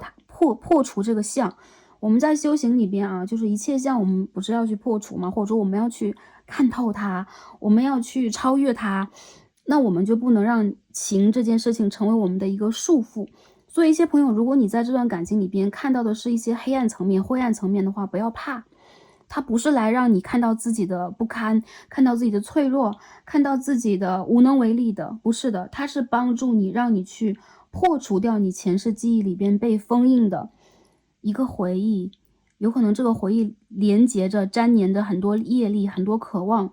有很多让你深不见底的部分。但是我还是认为这个人他其实有很多很奇妙的地方，会让你真实的发现自己。当你真正的正视自己这件事情了，就是我们说不垢不净嘛，或者说没有，我们是没有任何色彩，我们是没有所谓的干净和染污的分别的。你也会发现在情里边，你会到达这样的一个状态，不会去分别他，也不会去分别自己。但一样啊，我觉得这个人他其实是一个非常具有魅力的人，神秘，有性魅力，还有就是他有很强烈的一种独立的色彩。这种色彩里边我觉得是一种就是戏剧的张力吧，或者说你看到他，有可能你就会突然想起某一个文学作品，某一个电影当中的某一个人物，你的眼前会出现很多画面，很多声音，这是前世带来的啊，就不是说你当下这个时候你再去制造。当然有的时候我们制造妄想也制造得出来，但其实很多朋友在第二组里边，他会带给你的是一些印记和符号，你需要正视这件事情，在正视这个过程当中，你就可以去疗愈它，也可以去打开你的能量场。紧接着我看到，如果在外形上来讲，对方她是女性能量的话，如果她是一个女生，对方是一个偏阴性的人，她是很有魅力的，很性感的人，同时他也是一个很会去观察，很会去隐藏自己真实想法的人。他不是一个欺骗的或者说他不是一个来欺骗你的欺骗主义者，但很多时候他是一个会去保护自己，并且他有很多他想要去创造和打破的部分，有可能是原生家庭的和他内在的，这些有可能都是他的一个束缚。我看到这个人他很喜欢暗色的衣服，黑色的，然后很神秘主义的，包括一些饰品，包括他的发型，他的眼神都是很与众不同的。如果对方是一个男性，他是阳性能量的话，我看到这一个人他身上就会有那种就是我们前几年流行过的一种病态的审美 vampire，比如说吸血鬼的这种状态。当然了，在我们这个世代里边，我们的审美在扩张，我们也在有全新的一些审美的变化。但其实我觉得在当下这个世代里边，我们对待任何一件事情的观察和理解程度都在巨大的放开，所以它不属于任何一个门类。比如说他是一个很暗黑的人吗？他是一个很奇怪很另类的人吗？某种程度上说是的，但是同时我觉得啊，他其实在生活里边也是一个会去让自己平稳下来，会让自己去坚持自己该做的事情，还有就是这是一个很有质感的人。他有可能蛮喜欢去收集某一种古玩呐、饰品啊，或者说他有可能非常喜欢某一种神学、某一个神话、某一个神，这是他的灵魂连接的地方，有可能也是你们共生的地方。还有就是我看到这个人，他其实是一个在生活里边非常低调，但有的时候他又非常张扬的人。所以我看到很多朋友他有可能就是轮廓上来讲就是比较深邃的，或他有这种 divine masculine 神圣男性能量、神圣女性能量在身上。紧接着我觉得其实他和你前世有一些经历重叠，所以你对他的影像是很模糊的，哪怕他总出现在你的生活里边，想这个人你记不起来他长什么样子，因为他有一个 aura，跟前世、前前世很多事都重叠在一起了。所以有的时候你在遇见他的时候，你会开始去关注神秘主义，你开始关注你的顶轮，你跟宇宙的连接，你也开始关注你的底轮。比如说你和这个人在身体上、在灵性上是什么样的一个连接状态等等。所以其实我觉得你们两个人之间更多的这个能量会让你和他去真实的去正视自己的同时，也通过一个亲密的关系去深刻的展现出真实的自己，非常灵动的那种展示。还有什么特别的？我觉得这个人的眼神比较深邃，或他有这种异族的异国的血统，比如说他是其他民族的人，他是国外的人 ，OK， 他是其他的出生地生活的人，对，他有这种异族的一个能量。还有就是我觉得你们有可能跟古埃及的神灵等等连接还是蛮强的，所以你们有可能都蛮喜欢对这方面的一些文化啊。总之你们是 power couple， 还有一些朋友你们是 twin flame， 这件事情就更明显了。如果你们之间也开始了一些就是追追赶赶的啊，躲躲藏藏、猜谜游戏之类的，也没有关系。其实这是你们关系当中很正常的一个形态啊。好，不要担心。下面我们看细节了啊。我们这几张牌讲了这么久，我们看细节，看一下我们的这个下一个灵魂伴侣，他和我们之间的这个一些包括相遇啊、相处啊等等啊，这个状态是什么样的啊？看一下我们的连接是什么样的。第一张是 Oh my God Strength， 我们刚刚说有这种天琴星和猎户星的能量啊。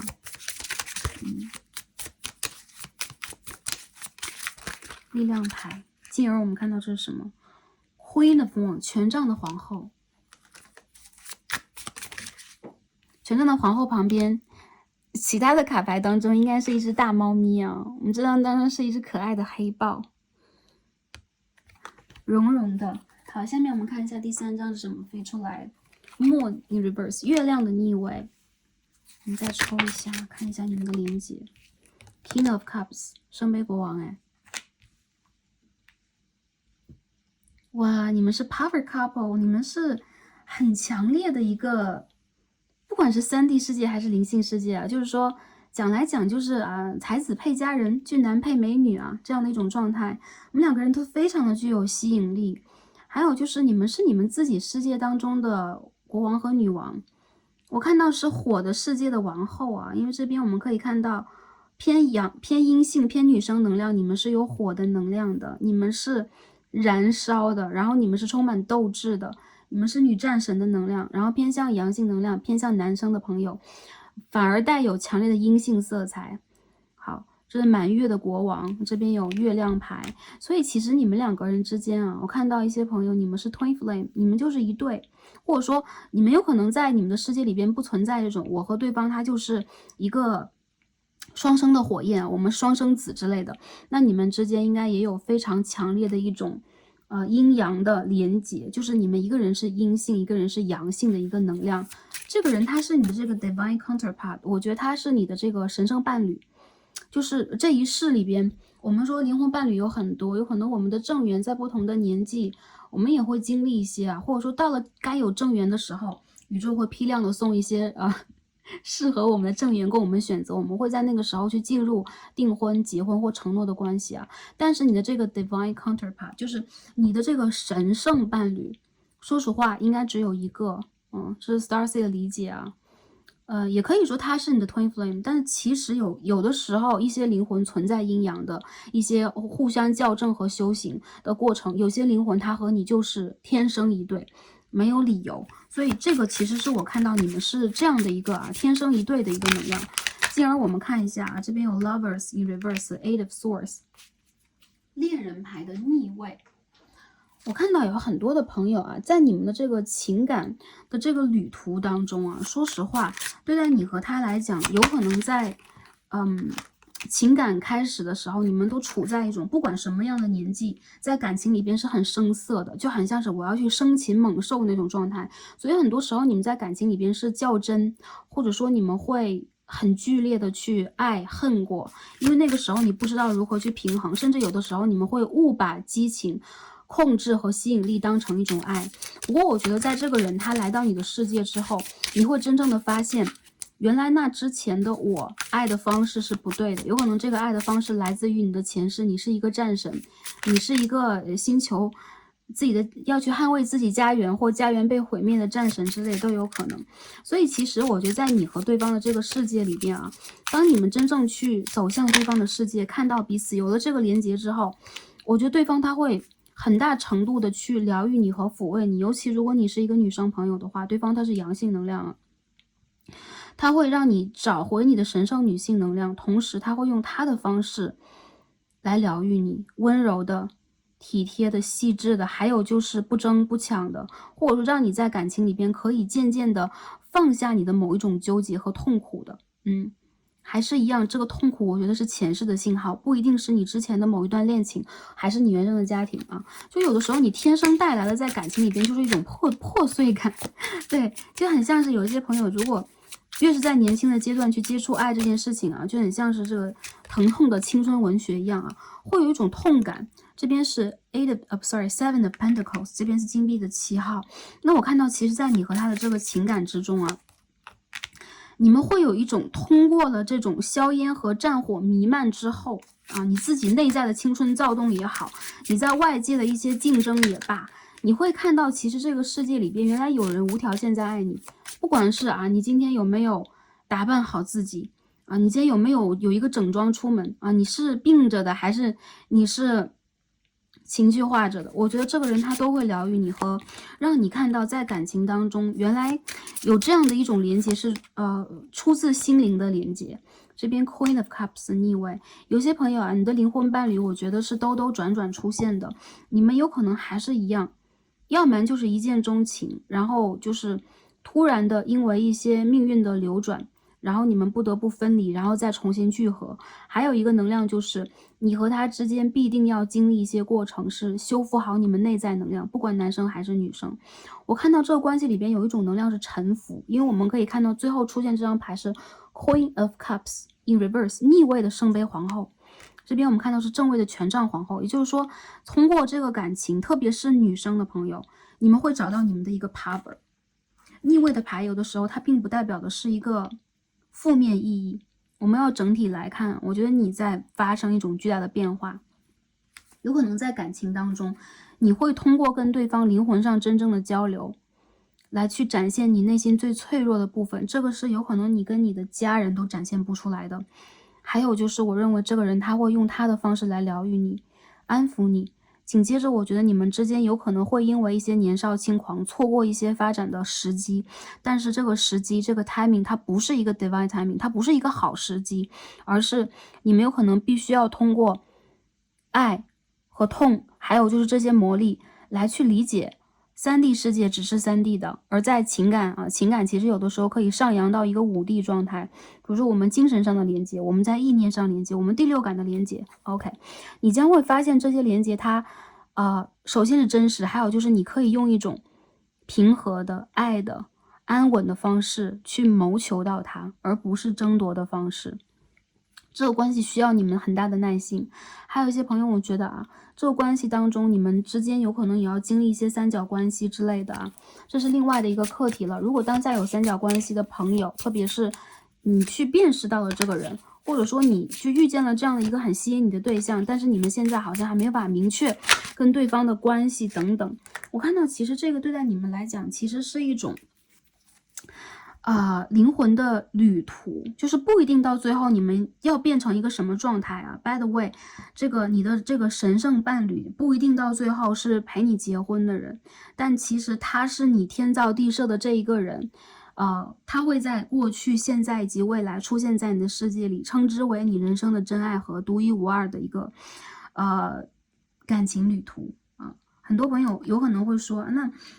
那我们是要结婚的就是我要一个稳定的感情，那他不是我的正缘，我该怎么办？就是我在看什么？我要看的就是正缘。那我觉得其实，如果你现在还在感情的一个探索期，你还在去吸引和等待这一份真爱来到你的世界，不要担心，他会通过你的吸引力法则真正的成为你的正缘。但是对任何的一件事情，包括我们刚刚所提到的这些事情，都不要笃信和迷信，它只是一个信息给到你。如果你觉得这个信息它是你的，它就是在帮助你去转换你自己。如果你觉得这个就不是我要接受的，那 OK， 这个信息有可能它就不在你的身上，它有可能是其他大众占卜的朋友身上的信息。所以大家要通过这样的一个方式先去辨别，这个是我们在灵性的学习旅途上首先也要去学习的部分，就是辨识去吸取属于我们的信息和能量。好，我们讲回来，然后我看到还有什么其他的一些信息吗？这个第二副牌的朋友我看到很多朋友，你们是女生的话，你们是非常卓越的女性，你们其实是在感情当中非常不拘一格的，敢爱敢恨的人。还有就是你们敢去等，你们也敢去断舍离。同时我觉得这个感情它再去激发你的另外一面，就是如果你之前一直都是一个大女主，你拿到是大女主剧本，在这段感情里边，你要让自己真正的放下你一切的人设，放下你内心当中所有的，比如说我们是有位置的，或者说我们是有一个先决条件等等，放下所有的判断。因为我觉得这个人用这样的一个方式，他会去展露出他真实的能量，不然的话他的能量也会被压制。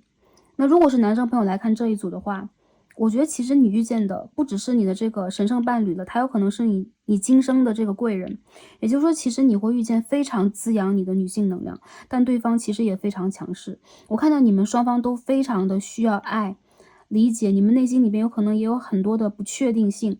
我觉得首先就是为什么你们其实都是桃花非常旺的人，所以一旦进入了彼此的世界，你们的感情有的时候会出现某一种拉扯和猜忌。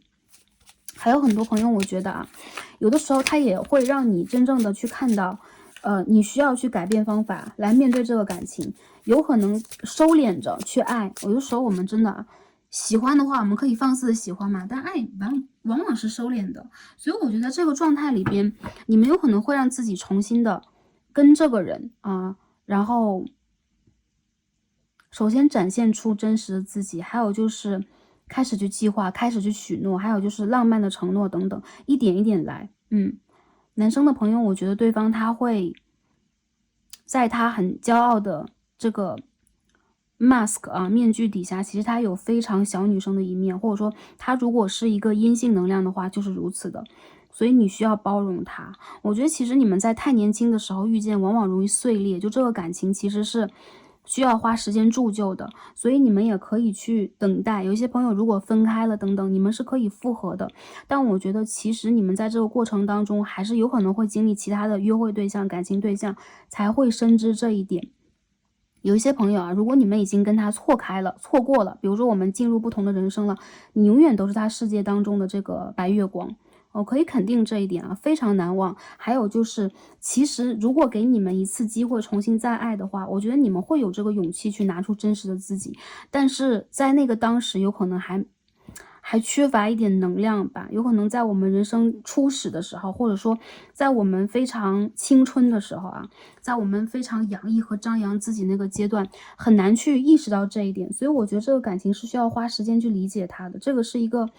灵魂伴侣的状态。紧接着一些朋友，如果你们是单身的话啊，这个就没有关系。但是还是一样提醒大家，你们可以让自己优秀，你们可以去吸引他，你们会有很多激情，但同时这个关系里边，在外在里边，它其实会在3D 世界看起来有点女强男弱，就是强势配弱势的一个状态。但男性能量他不是一个弱势的人，他是一个内在非常具有自己的灵性的方向的，他是一个非常会去爱和滋养的。还有就是他是一个有可能在3D 世界里边起步比较晚，但是等他需要让自己拿出能量去应对感情和外在，也包括物质上的所有问题，这个其实也是一个非常完整的学习或考验的一个阶段。我看到啊，在今年的夏天，7月到8月之间呢，很多朋友，如果你们在这个2、3月份之间有过一些情感的断裂之类的，那今年的夏天，北半球的夏天啊 ，by the way，7、8月份之后吧，对你们来讲，这个事情会发生一个转折，180度的大转折。如果你们在感情里边现在是空窗期，还没有遇见这个灵魂伴侣的话，下半年是你遇见他的时候。但是还是一样，我看到其实这个关系蛮挑战你们的。我觉得并不是说所谓的伦理啊、原则上的一个挑战，而是爱这件事情的一个挑战，是让你们有可能放下你们之前的所有骄傲，去看待这个感情问题。还有就在这个关系里边，不要太沉溺于自己的 ego， 沉溺于爱这件事情，你不要太放开自己，太过于奔放。因为其实我觉得这个关系它就会有一种很两极的状态，要么就是非常玩乐，我非常玩世不恭的状态，要不然就是我爱的非常虔诚，就非常痛苦。这两样都会让你们在关系里边产生误解，或模糊了对于对方的一个真实的概念。我觉得你们在关系里边唯有时间和淡定的去打开自己啊，一点一点来，等待那个时机，你们才有那样的一个契机去真正的拥有一个Two of Cups 真正的恋人一样的开始。我觉得你们就是恋人，但同时这对年轻的恋人啊，来到3D 世界，分别在不同的领域经历了不同的事情，所以在重新遇见对方的时候，内心小孩有可能就隐藏在你们的背后，或隐藏在你们的身体中央了，有可能没有打开，但其实这个人他就是你的灵魂伴侣，或就是你的这个神圣伴侣。还有就是我看到一些朋友，不管你们在这关系里边要经历多少的困难和挑战，大胆的去面对它啊，敢于去爱，也敢于去承担这个爱的某一部分的震动，某一部分的结果等等都算啊。我觉得这个爱它不是来伤害你们的，而是需要让你们换一个视角来看待这个世界和人生。我觉得如果你们对待自己的人生负责任，也足够的又有这个勇气去经营它的话，这个感情到最后可以走到一个稳定的家庭状态。但是我觉得其实有一些朋友，你们蛮容易在这个灵魂伴侣的旅途当中有点迷失，或曾经半途而废过。比如说你们曾经分分合合，你们有可能未来会分分合合，但我觉得这个故事对待你们来讲，有可能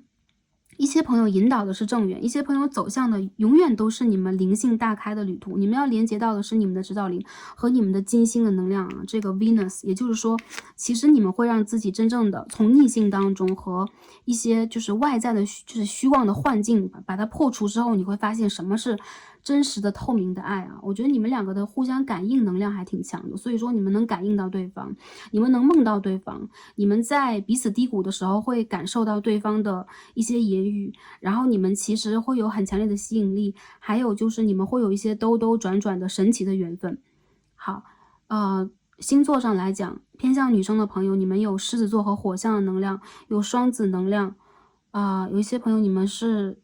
水瓶能量，狮子的对宫，水瓶的双子，这个风象也有的。那偏向阳性能量男生的朋友，这边所体现的是一个双鱼、巨蟹、天蝎。对，你们之间有一个很好的金星牌，所以其实无论你们的故事里边有多少虐恋，我觉得爱的这个初心是在的，因为这边有一张 Ace of Cups，也就是说你们之间是一个纯爱关系啊。还有就是有一些朋友，你们是纯爱战士，通过纯爱这件事情，你们在干什么？其实你们在让自己变得更优秀啊，找到你们的 energy。所以这个故事的结尾重要吗？我觉得是开放式结尾。当然，我们今天不看结尾的，我们看的就是灵魂伴侣。所以很多朋友，如果你们要在这个感情关系里边，我要做一个纯爱战士的话，还是一样大胆的去迎接宇宙和命运给我们的一切。我觉得当中其实更多的会让你们看到的是你们个人的能量，或者说一个巨大的爱的能量，一个神给你们的信号，好吧？好，最后看一下啊，还有什么样的一些 sign 给我们，遇见这个人会有什么样的一些特殊的不一样的 OK 信息呢？信号呢？好，我们看一下，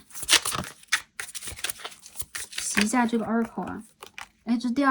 二张啊，第二组的朋友怎么跟第一组抽到一张这个 Milky Way 星云 OK 宇宙 OK。这边也有这个 social media， 有些朋友你们有可能网络上认识的也是有可能的。这边是 tree OK 树的能量，你看到鸳鸯，它就是你的这个神圣伴侣啊。这有一对鸳鸯戏水，大家没有看到OK 我们再最后抽一张啊。很多朋友啊一样，我觉得他和你来自于同样的这个灵魂家族啊。我们之前有看过这个，我们之前有这个 Star Seed 的占卜影片啊。你们有可能来自于同一颗星啊，如果你遇见他，你可以让他去看一下，对，让他去选择是不是跟你选了同样的一组。紧接着我看到有很多朋友，这个人他和你之间无论兜兜转转怎么样，你们有很多的前世重叠在一起，所以他会把你，我们这边也有一个塔图，没有这边有个灵魂之树，大家没有看到很多的族谱族系哦，这边有一棵 tree 一棵树，所以我觉得他其实也在帮你去找到你自己啊，你的一个所在是什么样的，帮你去做一个内在的根基的疗愈，海底轮的疗愈，脐轮的疗愈。我觉得这个人他会帮助你去成长啊。紧接着我看到你们有可能会有一些共同的这个连接，我觉得一些朋友是工作上的，一些朋友有可能是特定的事件上的。很多人其实你们是偶然相遇的，比如说网络上，比如朋友的朋友突然follow 到了你啊，突然你们互相会搭讪之类的。总之其实你们两个人因为前世是情侣啊，前世是伴侣，所以你们会不自觉的走向彼此，甚至跟彼此在一起会有一种回家的感觉，会有一种对方就是我另外一半的感觉。很多人我觉得对于你们来讲，你们跟星星许的愿望会成真，所以如果你们许过愿，我要让这个人来到我的生活，我要有一段这样的感情，对方是什么模式，这个愿望越是有细节，越是 detail， 你越会容易的让这件事情展现在你的命运当中，因为这是你很明确跟宇宙下 order， 并且让这个显化法则作用的一个信号。一些朋友啊，你遇见他的时候，有可能你经常会看见星星，就晚上的时候你会不小心就看见，或者说点开某一个影片，你打开这个手机 OK， 你打开laptop， 打开电脑，你会看到很多跟星星相关的图片印在你的眼前，你有可能会突然的在你眼前闪过很多的我们刚刚所说电影情节啊，突然的情绪等等，这是前世的啊。因为其实我们在宇宙当中没有那个之前现在未来的这个时间轴，我们的时间轴其实是个圆形啊，它是一个圆，所以任何的一点都容易触动到现在的你，所以其实你会被触动。我看到你们两个人有很多巧合，紧接着我觉得已经没有什么信号可言了，因为你和他第一眼就认识出彼此了，一种很来电的吸引力，还有就是一种内心的感召，还有就是你们有可能没在对的时间遇见彼此，所以这个时间点上来讲，你们有可能需要去花一点时间彼此走向对方，打开心扉，或者说你们有可能需要花一点时间去看到你们的连结这个表象背后一些深层的东西。这个人和你在满月的时候非常容易有联系，所以未来几个月等待复联的朋友也好，等待这个人出现的朋友也好，你们可以看一下每个月的满月。有一些朋友，如果你还没有遇见他的话，我看到是水瓶满月，在狮子的月份8月左右这个满月，对你们来讲蛮重要的。对，他其实最早的一个进入，就这个人的一个闪现、出现等等，有可能在6月左右。未来看这个占卜影片的朋友呢，就是大约3个月以后、4个月以后，非常的明显。还有就是，如果你们之前互相错过了，或你们之前有一些互相错过的，恰巧就没有遇见对方，没有见到对方等等，我觉得你们有机会再去前缘，好吧？OK。好，最后看一下宇宙给我们的建议和指引，大家有没有看到？11 Wolf， 我没有看到一张满月哦。还有哪一张满月？我刚刚又看到一张，应该是这一张 Moon。OK， 所以你们之间的连接是阴性的连接。阴性连接指的是什么？感知上的、意识上的、第六感上的对，我们的6根上的一个连接。所以很多朋友，我看到你们其实会把内心当中最真实的渴望给拿出来。我觉得其实之前有可能对其他的感情你们会矜持一点，会有所隐藏，但其实你们其实在内心当中是一个浪漫主义者，而且你们渴望的是那种奋不顾身的爱情。我觉得在这个人身上你会看到。紧接着我觉得你们之间会有一种很强烈的敏感的效应，就是他的情绪容易去激发到你，而且你们2个人之间也蛮容易产生激情的火花的。我看到其实你们之间的这个能量还是一样啊，在满月的时候非常容易被触发。有一些朋友，宇宙给你的建议和指引就是释放真实的你自己，还有就是你积压了很多情绪，你有可能有很多真实的愿望，你需要真实的将它展现出来。那满月啊，我们看到下一个满月，大家查一下这个满月历啊，就是会有这种日历啊，什么时候满月之类的。在下一个满月到来的时候，你们需要做一些自我释放的一些仪式，包括如果你们在练一些瑜伽呀，然后你们会接触自然和动物啊之类的，蛮容易帮你们去释放的。有的时候比如说我们去做瑜伽的时候，会有一些比如说一些姿势等等啊，对，很容易就是说释放我们动物的一些业力和本能，因为其实我们生生世世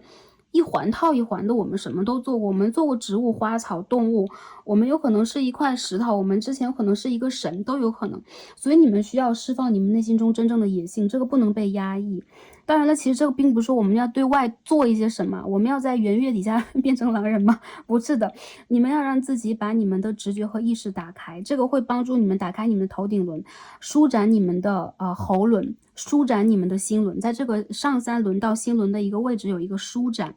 很多朋友如果不舒展，你们会就是有的时候你们会感觉有点这种积压，比如说积压在你们的喉咙附近啊，你们会觉得甲状腺有点不舒服啊，对，这都是你们的能量积累所导致的啊，需要做一个调节，但是没有说在诊病的意思啊，这个其实它是一种能量的互通。其实你们是非常具有 energy， 你们是很有能量的人，你们其实可以通过火的方式，就是一些朋友你们喜欢做火的仪式，安全的情况下可以去。还有一些朋友，如果你们喜欢的话，就可以也是一样安全的状况之下，可以用比较天然的这种香薰蜡烛之类的，帮助你们啊，在满月到来的时候进行许愿和释放。好，这是第一点。第二点，我们抽到的是14号 forgiveness， 这当中写的什么 I forgive myself, I am forgiven 啊，我是有自我原谅的，我要原谅自己。所以说你们要原谅的是什么？我们在上一个Starseed 的占卜影片当中也讲过，其实有的时候我们这种自我原谅，有可能我们经历过战争，我们经历过一些杀戮，我们经历过一些别离，或者说一些让我们纠结、愧疚、悲伤的一些记忆和过往啊。所以说你们需要在内心当中对待无论是原生家庭这一世的还是前一世的自己，做一个真正的疗愈，这个是你们心轮上的疗愈，天使在帮助你们去净化你们的频率。很多朋友你们非常需要净化，通过净化你们才能够真正的在爱里边也有一个安全的，或者说自我肯定的一个饱满的丰盛的一个意志和频率。有的时候你们爱的磁场是残缺的，不是因为你们不优秀，相反你们非常优秀，你们非常闪亮，但是为什么你们身上能量都这么沉重啊？原因在于它有可能是你前世留下的一些痕迹啊，原谅自己啊，你们其实值得拥有非常完满的感情，美满的感情，还有就是你可以拥有，当你真正肯定自己的那个当下。紧接着如果之前经历过一些关于原生家庭的，关于感情上的一些纠葛，放下它，你们在未来这个阶段是一个可以收获灵魂伴侣的阶段了。我们可以看到这一双小兔有没有？而且其实你的灵魂伴侣还是一样，一些朋友他是你的 twin flame， 他是你的这个神圣伴侣，他都是有可能的。所以宇宙在帮助你完整这个过程，帮助你完整这个旅途，好吗？ OK， 那第2副牌的朋友，我们所有的卡牌解读到这里啊，好，应该差不多帮大家解读完了。然后一些朋友，你们其实是跟萨满很有缘的人啊，你们可以去，比如说你们真正的就是说喜爱，或者说有这样的一个天赋直觉，可以去连接你萨满当中的神，用一些萨满的仪式都是可以的，帮助你们去做净化和疗愈，还有就是情感上的一种愈合，这样的一种状态。很多朋友其实你们在情感里边带有一些，怎么讲呢？业力，这个业力并不是说你们欠了什么感情债呀，还是怎么样我们潜意识的东西也可以不做评价，没事。但是你们需要在这一世首先的让自己去清理好你们的环境。如果面对情感的逆境，比如说我遇见了一些逆缘，它不是一个顺缘或善缘，它是一个逆缘，它是一个恶缘，它触发了我。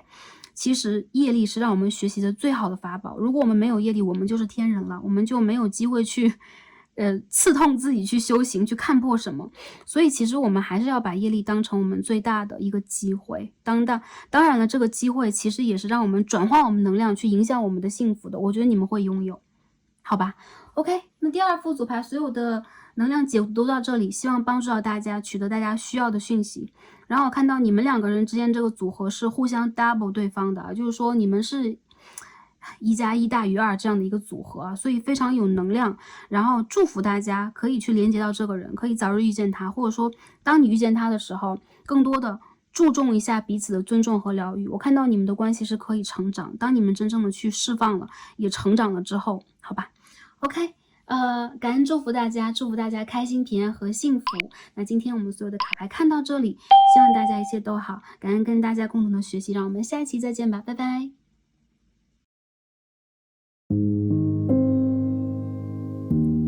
选到我们最右边第3副组牌，透明的白色水晶石的朋友们，让我们一起开始今天的抽牌。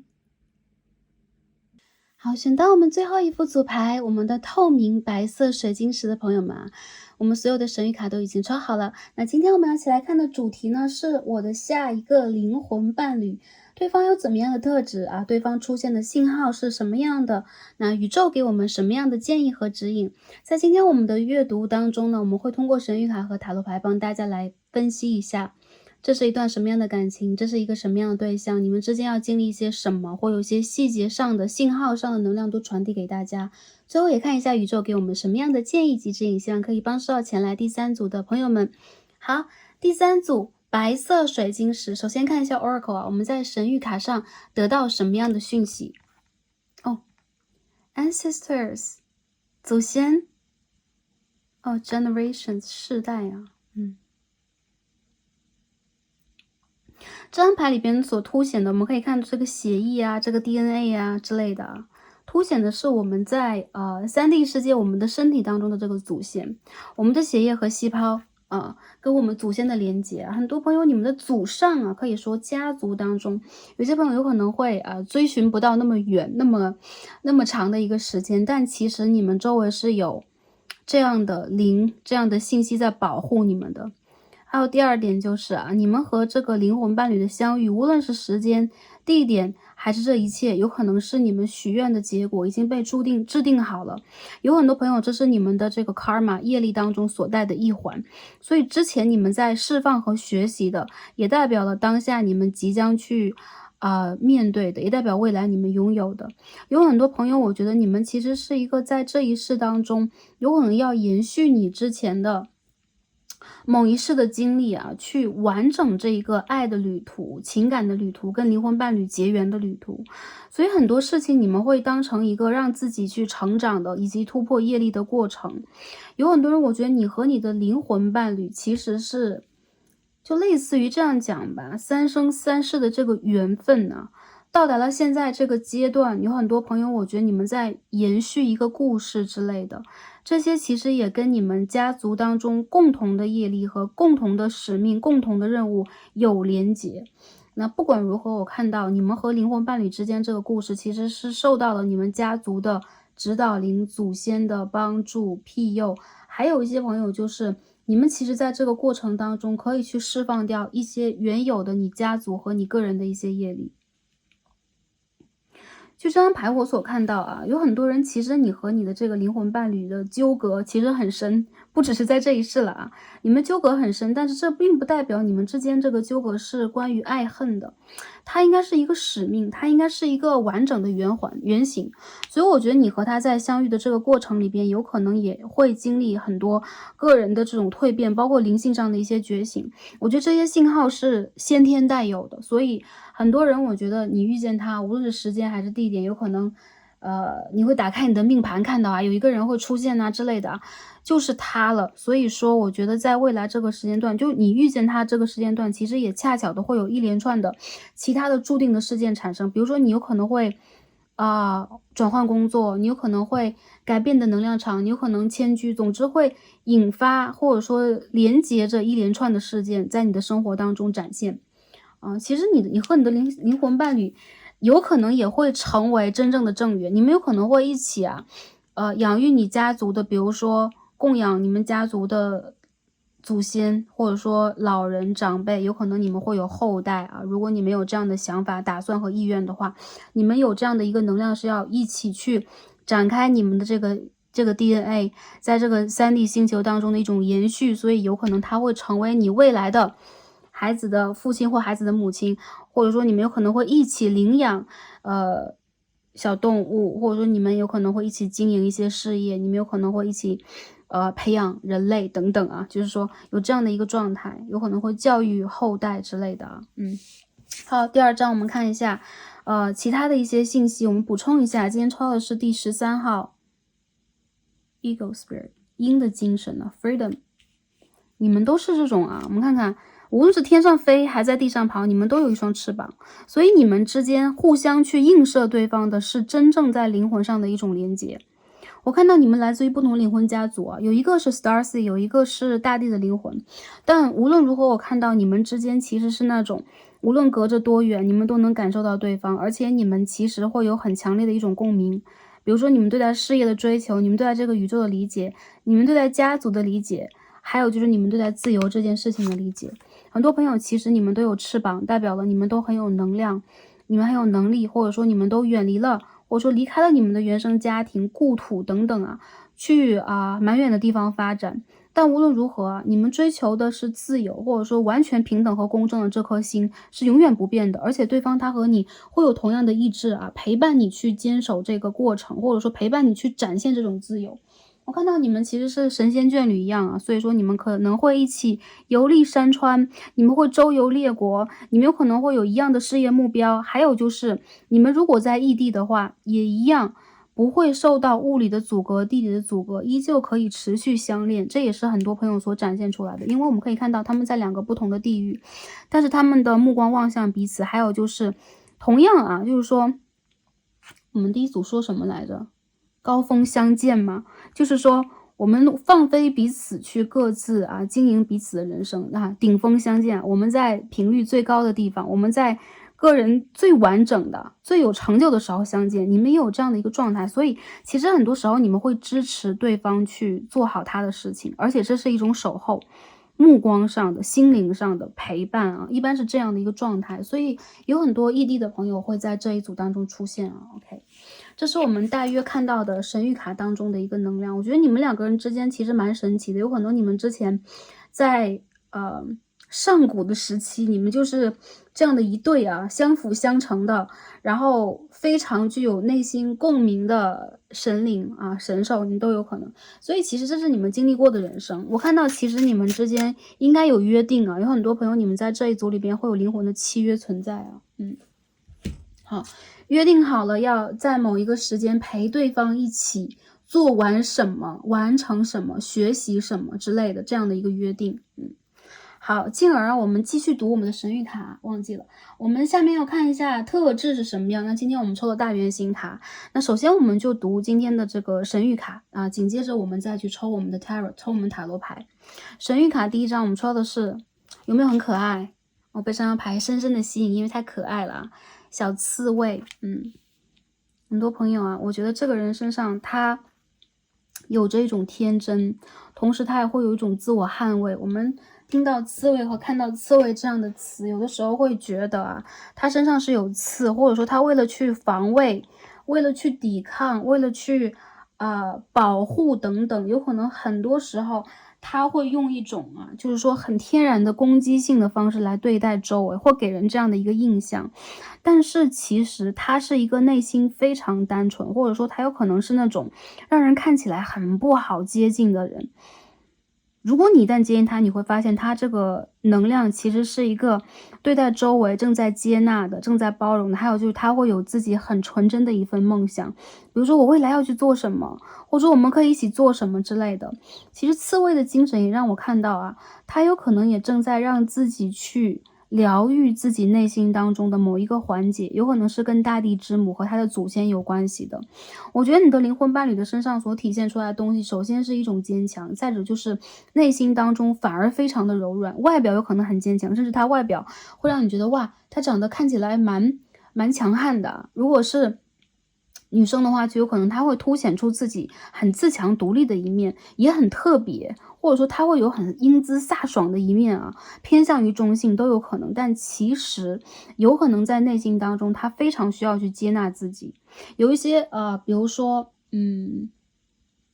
其他族群的朋友、群体的朋友，比如说 LGBT 的群体之类的这些朋友，可能会选到这一组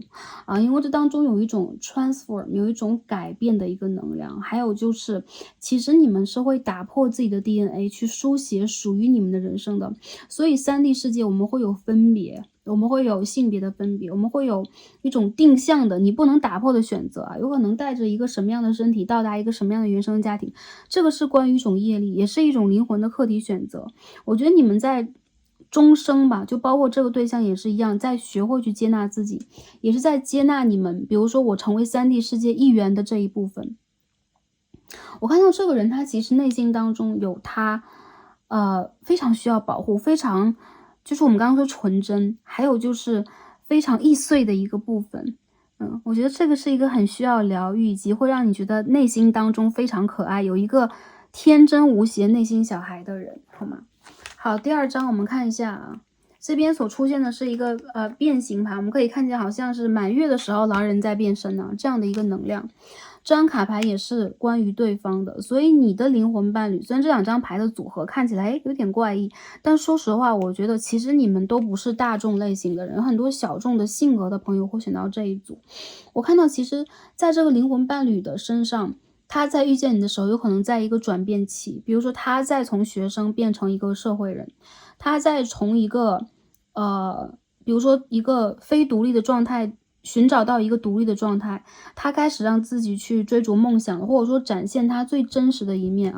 这个你的灵魂伴侣他其实是有一个翅膀的，你也有一个前世吧，或者说你的某一世吧，所以他其实是会有他自己非常突发奇想的独一无二的一面。我看到这个人身上，他其实是就是我们刚刚所说小众嘛，在打扮上，在穿衣上，在个性上，他所追求的东西其实是跟大众不一样，而且他在努力逃离这个大众的部分，还有就是他会保护自己。紧接着我觉得其实在你们之间的这种对撞当中，你们会找到彼此在精神上巨大的一种认同，或者说跟对方连接在一起，会有一种巨大的被支持和满足感，这是灵魂伴侣非常宗旨的一项就是互相的能够去尊重和理解对方，无条件的支持对方。我觉得这是非常好的，在一段亲密关系和感情当中。紧接着我们看到这两张牌里边有两个这个圆形的符号，很像是满月，很像是一个星球对方和你有可能都是这个 star seed， 都有可能是星际种子，但他很像是一个脱离者。逃离者，或者他想要去找回自己，重新觉醒自己等等，会有一些信号产生在你和他相遇的时候。那我觉得这个人他有可能在生命里边看起来之前他有可能也会很优秀，也会很聪明，但是他所展现的并不是他真正的实力，有可能他会有一种看起来比较温和的、随性的、柔弱的一面，其实他内心里边有一种很强烈的野性。紧接着我觉得这个人在外表上我觉得他是一个不屈从于大众的人，所以你会在他身上看到很很深邃的、很坚定的眼神，然后他会有一种对待自己未来，我决定了，我就不会去改变，尤其是在跟你相遇的那个过程里边，他会非常的坚守自己。我觉得他其实对于自己的过往，包括前世啊，有很多的留恋，所以他的身上有时候会展现出一些复杂的重合的一些人格，这也是我看到的啊。外在上还有什么？我觉得就是反差有的时候蛮强烈的啊，你们要么就是都是那种小众系的，或者说你们是，很森林系的人，就是说很爱自然的人，或者说你们都是很前卫的，就是说很突出的，在时尚、在 fashion、在你们这种 style 上都很不一样。然后我还看到，对，这个人他很喜欢别具一格的色彩，对，他的一些用品，他的一些物件，他的一些穿着等等配色等等，其实很特别，因为他对于色彩的理解和选择接受的这个状态，其实是有的时候是非审美观念的，是一种感受、感知能力，这是我看到他身上的啊。我觉得对方的气质其实比较特别，然后你们两个人其实看起来就很像是那种温和的猛兽的组合。其实你们都是温和的猛兽，就是在内心当中你们都很温柔，然后你们其实是甚至与世无争的一种状态，爱这个宇宙，爱这个自然，但同时你们非常的坚强和强忍。所以呢，我看到在这个人的身上，有的时候也有你的影子。然后这是一个很特别的人，这是一个有魅力的人，还有就是这是一个在性格上很有棱角，不会去屈从的人，他不会让自己变得中庸，好吗？OK，是我看到你的灵魂伴侣的一些印记啊，OK，那下面我们看我们的 Tarot， 我们看一下关于你们之间的连结啊，关于你们之间的这个时间点，或者说一些过程等等一些能量上有什么样的这个信息出来给到我们。前两张牌直接飞出来啊 ，Death in Reverse and Strength，Oh my god！ 知道牌的朋友，你们也有力量牌，然后你们有死神牌的逆位，紧接着我们看一下为什么？Three of Cups，Ace of Swords。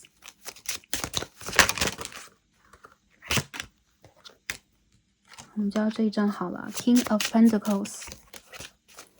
你和你的灵魂伴侣是什么样的一种连接？好 ，Two of Wands，Five of Wands。Knight of Wands in reverse.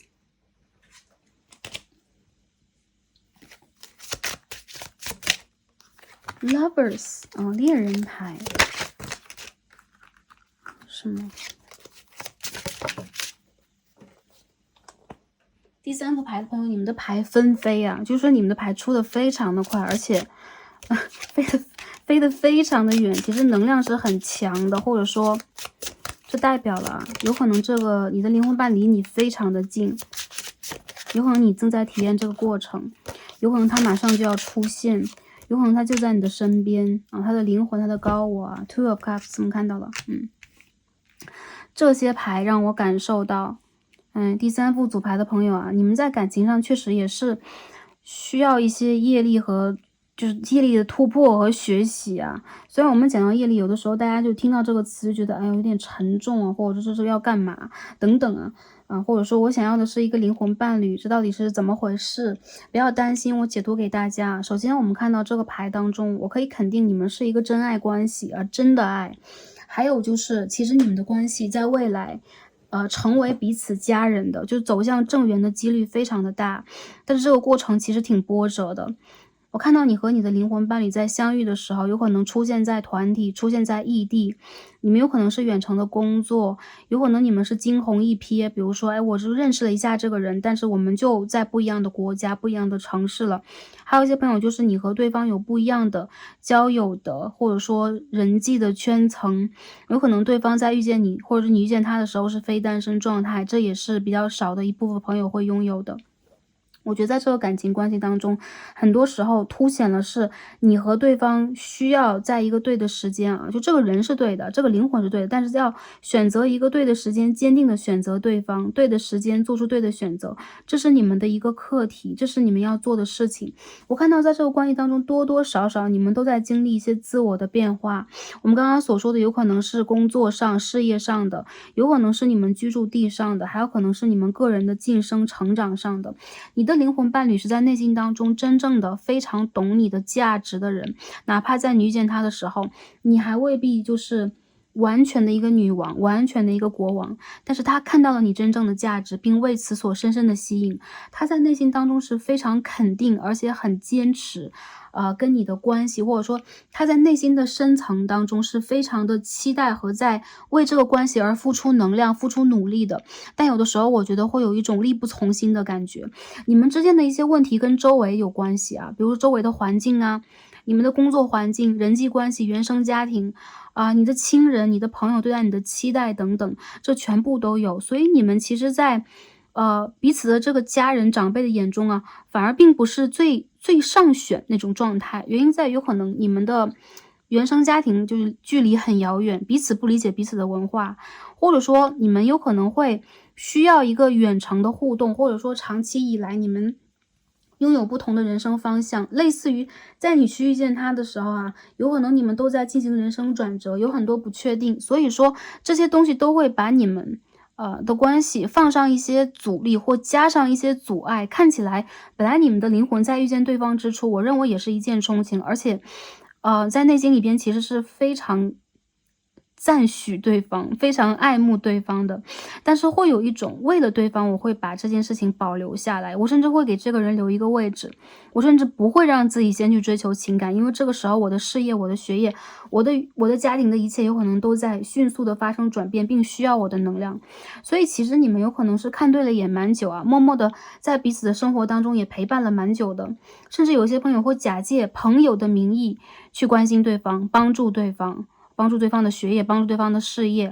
帮助对方的朋友和家人。其实我觉得你们两个人之间啊，有可能在这个过程当中比较考验你们对待爱情这件事情的理解，对待小我或者说对待无私这件事情的理解。但是无疑我觉得经历这个关系，你们反而会在一个你们都准备好的时间，往下一个阶段迈进。比如说我真正的可以去稳定一个家庭，稳定一个感情了，或者说我可以去公之于众啊，我和这个人永远要在一起等等。我看到你们会有这样的一个阶段，很多朋友我觉得你遇见他应该是一个对的人，出现在不对的地点或不对的时间。所以说你们就是说有可能在这个过程当中需要彼此等待，但是往往等待会证实了这个关系和这个感情它是真的，或者说真的是跟你们去许愿的是一样的，它是一个真爱的关系。有的时候我们在3D 世界去辨识很多东西啊，是很需要条件的。比如说什么是真爱？有的时候当我们去遇见一个人，让我们产生这个晃动，比如说，哎，我们被这个频率吸引了，我们被这个人所打动了等等，我们都会先把它放上这个我们要去考量它是不是真爱，我们要去证实它是不是，这个真的需要过程。有的时候我们没有办法用5D 的一个姿态来看待这些，但其实在你们之间的关系里边，我觉得真的是可以经得住考验，而且是可以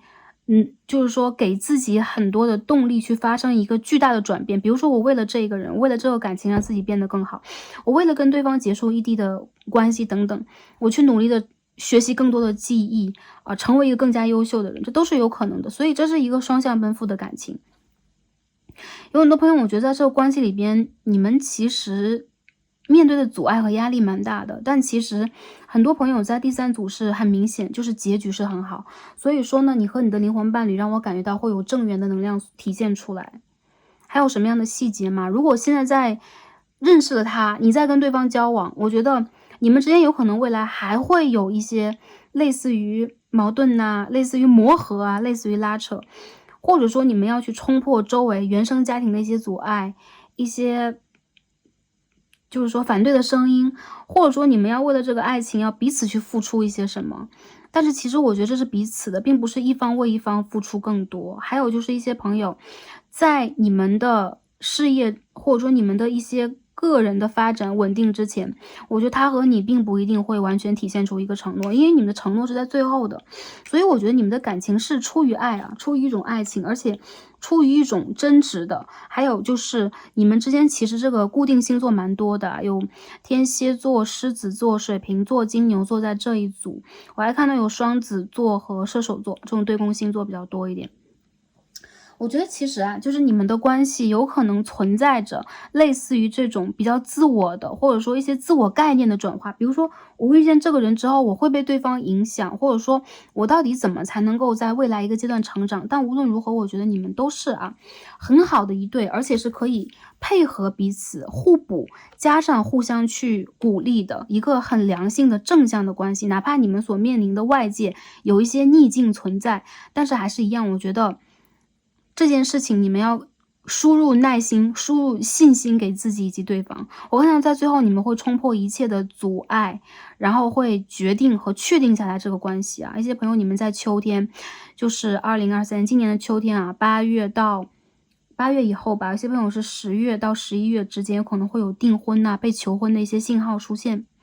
紧接着啊，如果一些朋友你们在这个拉扯关系当中还没有去完全确定这个人，但你认出的是他，就应该差不多就是这个人，你有一个直觉，我觉得你们之间啊，当下要去突破的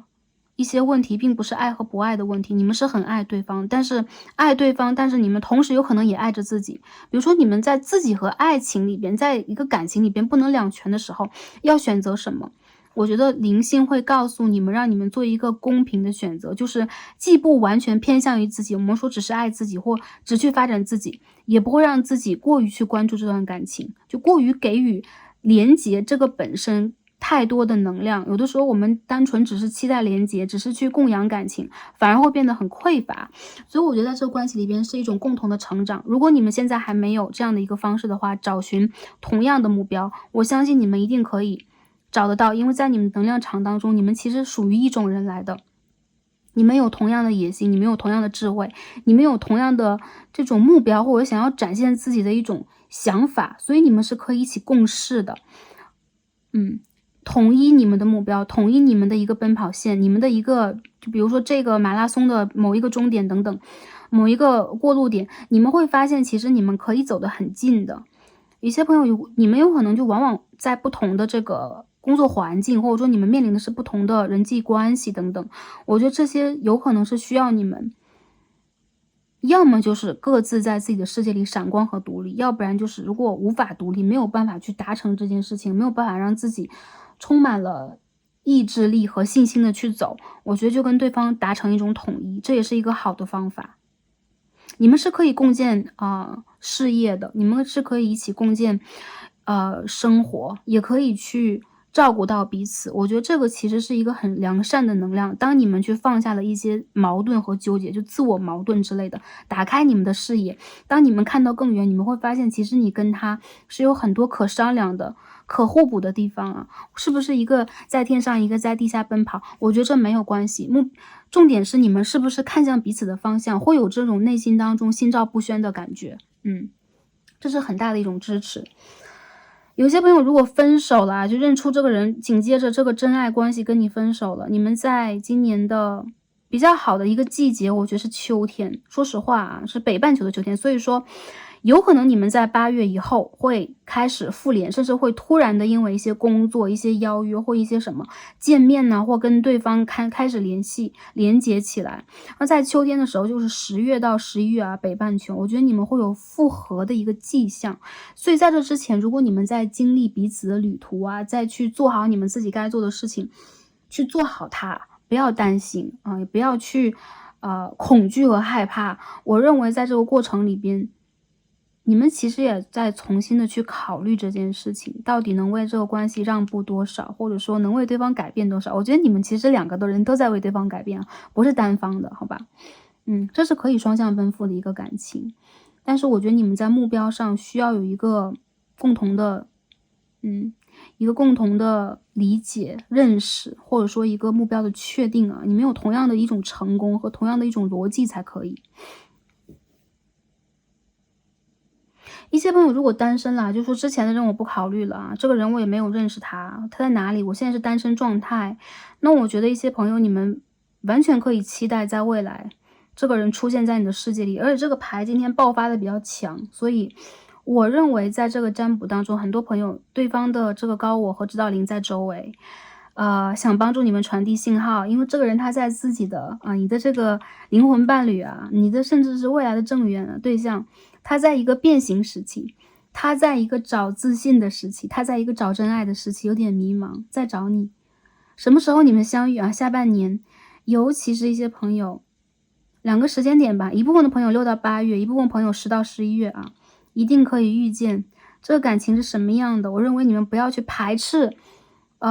家人朋友的一些举荐呢、介绍，或者说一些工作的场合、一些社交的场合，很容易遇见。紧接着，我觉得你们2个人其实都蛮傲娇的啊，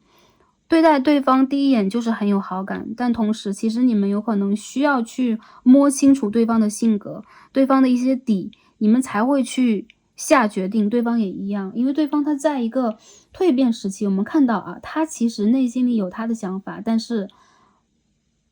他会很怕自己的一些真实的想法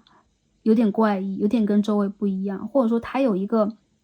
很需要被肯定、被理解的独一无二的内心小孩，他的真实其实是要展现给你的。所以我认为其实你是他世界当中非常就是必不可少的一个元素，其实你也是其实他也是你的。所以其实我觉得很多朋友有可能你内心当中需要去自我接纳的，需要去理解，还有就是需要去拥抱啊，跟对方互相的去我们说我们去 touch 对方，我们去真正的用我们的手轮接触对方，疗愈对方这个部分，这个也是拥有的。所以我觉得我们看到刺猬和这个狼人的能量嘛，我们就说狼人吧，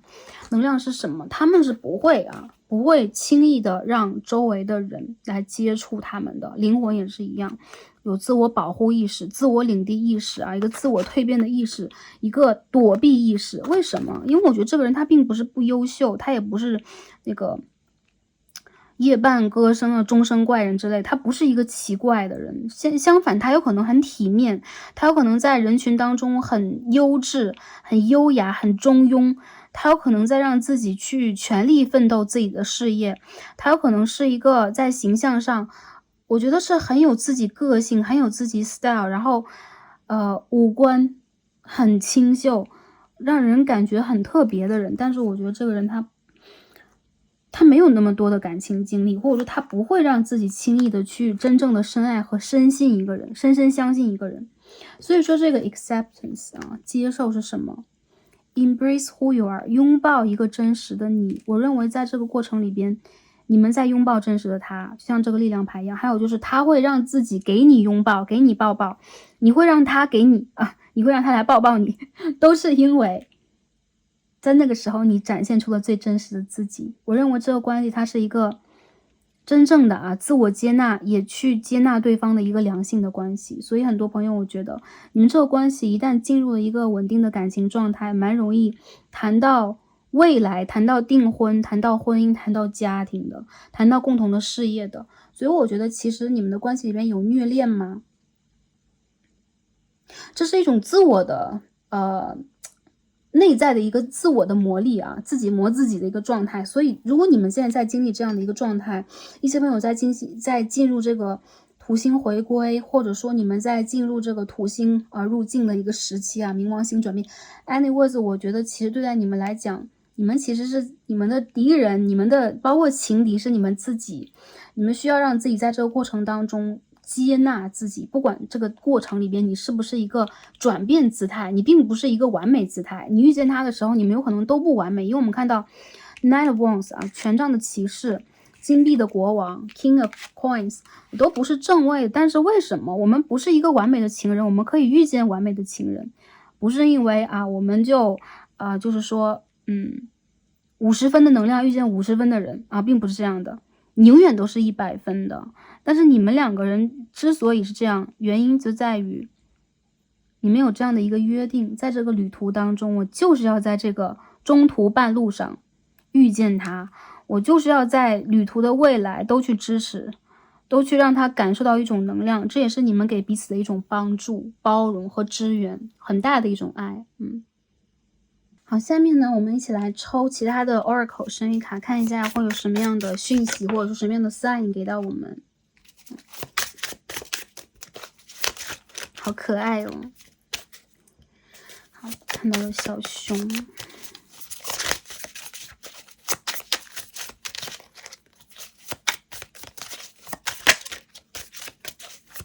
看一下，飞出来了。这个牌的朋友，你的灵魂伴侣离你蛮近的啊。我觉得对方他不是那种就是你要数年之后遇见他的人 ，focus 在未来的半年啊，一些朋友啊，或者说今年年尾的能量，好吧？好，我们又抽到一张这个 Eagle，鹰的牌，这边也是啊，一张鹰的牌，对方和你的指导灵里边有鹰的能量，雕。OK， 还有就是你们有可能是那种，个人意志很强，频率很高，维度很高，有很高的自我评价。紧接着，我觉得你们其实是一个孤独的飞行者，对，很睿智，有可能你们是做学问、做钻研、做研究的人。还有就是，其实你们是一个英雄主义的人，好吗？一些朋友啊。比较近的，我看到，在最近这个春天，春天北半球的春天什么时候？就是3月21号，我们进入春分啦。你们非常容易在这个前后遇见一些新的人，但是这只是一个过程。遇见他之后，有可能你们是在工作上，在会议上。然后在团体的聚会上，在朋友圈当中遇见他的，我认为你们都是这种，你们是雪花，也就是说，其实你们是内心当中还是一样，我们刚刚所说纯洁呀，或者说会矜持啊，或者说你们在内心里边对待感情不是那么热得快的人，慢热的人。紧接着他有什么样的讯号啊？我认为这里边的阳性能量，尤其是对方是男性，他是一个非常具有自我主见的人。很有想法，很有领导能力，与众不同，有自己的视野。同时，我觉得这个人他是一个很刚硬的人啊。我们看到这个牌也有这个啊，我们抽的居然是 Wolverine， 这不是一只小熊，这是金刚狼啊！原来金刚狼长这样，很可爱啊。好，这也是很像一只金刚狼在变形当中啊，有一对利爪，好吗？有一对翅膀，好吧？所以我看到的就是这个人他其实是一个与众非凡的人，有可能他之前是这个宇宙中的英雄，或者说他是战神的家族，是一个非常具有能量并且无畏、有胆识、有自己决策能力的人。我觉得这是一个保护主义者，不管他是不是身形啊，有可能他的这个身高等等。一些朋友如果要求身高，我觉得他其实有一些朋友他并不是身高特别高的那种，他比较秀气，然后比较壮，还有就是他会有自己很擅长的一个部分，比如说某一种运动啊，比如说柔术，格斗，OK， 空手道，好吗？就是我觉得他有这样的一些特质存在啊，非常阳性能量的人，其实他内心当中非常非常的阳性，也就是说很有男性气质，很有胆识，还有就是他是一个对于做金融、做分析，对于这个世界的这个名利等等，他有自己追逐的方式啊，很聪明的一个人。这是男性能量我看到的，在春季之后非常容易遇见，大约我看到的时间，如果3月21号是我们北半球春季的时间点，我认为在双子座的时间，5月底到6月之间遇见他的可能性非常大，而且他是一个新人，很大程度上。或者说你和一个人有一个全新的开始，你们之间有一个共同的目标，你们开始有了一个新的 cycle 之类的啊。这是第一个 sign， 第二个 sign 就是我看到很多朋友，你们是这个金刚狼和鹰的组合，所以一些朋友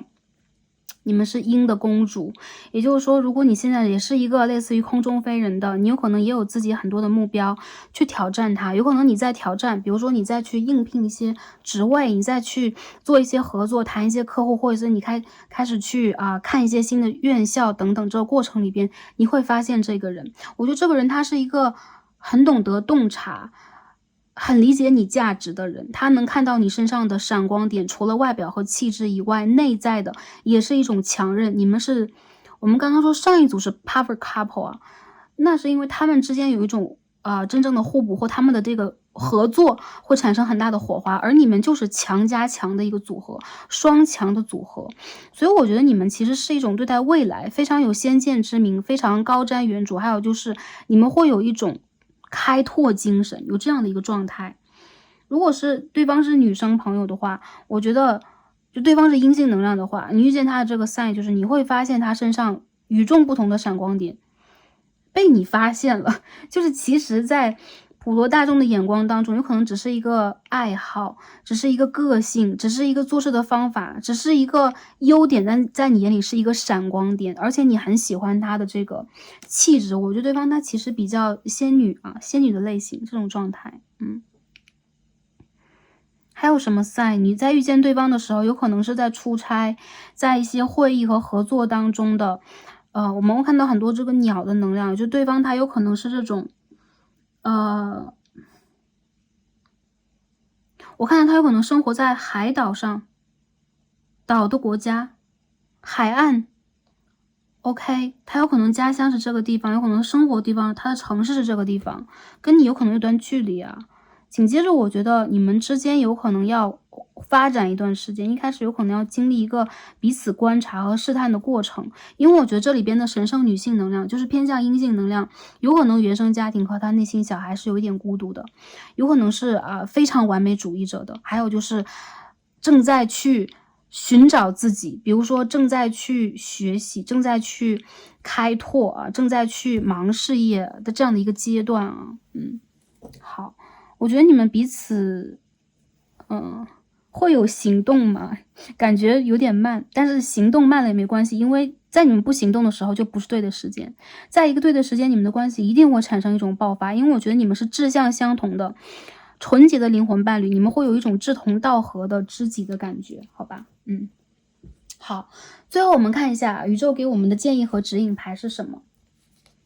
第一张我们简单的抽到了一张soul mates OK 33号，也就是说看不看到两只小蝴蝶从蛹中同时间飞出来，然后一起连接出了很多星星爱心，好吗？星星 OK， 一些朋友我觉得你们真的是在这种春夏时节蛮容易遇见的，但你们的关系要在秋季成熟，南半球可以反过来。紧接着我觉得你们两个人在学自己的旅程自己的课题，所以你们之间要在一个对的 timing， 我们刚刚所说对的时间连接到彼此才可以。我看到你们就是志同道合彼此了解的人所以说如果之前是孤单的个人去体会的学习的成长的一个旅程，未来你有他，你们可以陪伴彼此非常久，我认为这是你灵魂的家人，这是你未来的另外一半，都是很大可能的。这人他是你真正的 soul mate， 所以说你在未来灵魂旅途当中不会再防卫，不会再孤独，不会再比如说战战兢兢，我要去战争，我要去打仗之类的，你会去接受自己，包括是之前是蛹的姿态也好，是刚刚破茧的姿态也好，是在飞行姿态也好，你们都会接受对方。好，第二个宇宙的建议和指引我觉得其实寻找 soul mate 这个指引也很明显这个就是代表一种 timing 和学习。这张牌代表的是什么？ Medicine Guardian Be open to healing information， 你们需要疗愈你们的疗愈天使在呼唤你们，身体尤其是身体上的，所以说一些朋友你们要接近自然，你们要接近水，还有一些朋友我觉得你们需要去旅行，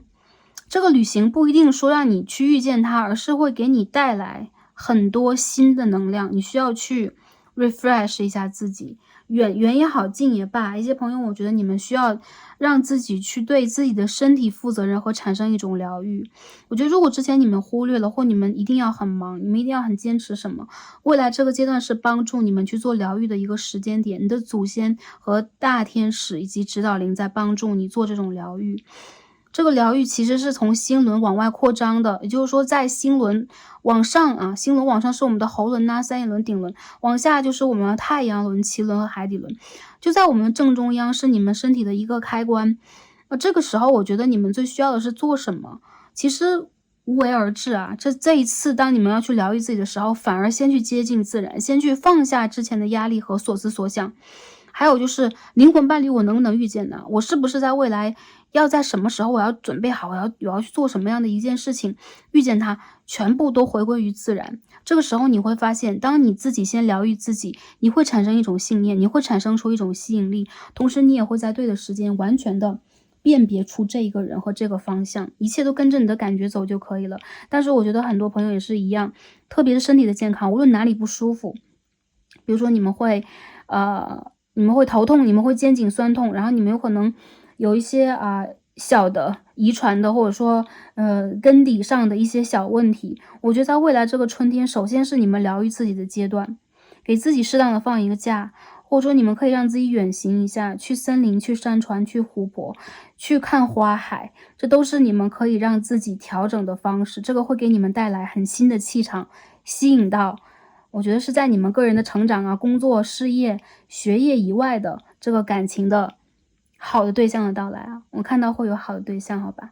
？OK，那今天第3副牌的朋友，我们所有的卡牌也举到这里了，很感恩跟大家今天的连结，祝福大家开心、平安和幸福，以及在这个春天到来的时候，照顾好我们的身体状态，调整好我们的情绪和身心灵的平衡。我看到你们在未来是不孤单的，因为你们有灵魂伴侣在周围陪伴你们去走完未来的这一个旅途。当然在这之前，我看到你们非常的需要的是跟你们的大天使和指导灵做一个连接。我觉得这个时间任意都可以，但是我觉得这个地点应该是在自然当中，会帮助到你们，好吧？好，感恩跟大家共同的学习，也非常开心为大家读牌，希望可以带给大家需要的讯息和能量，祝福大家一切都好，让我们下一期再见吧，拜拜。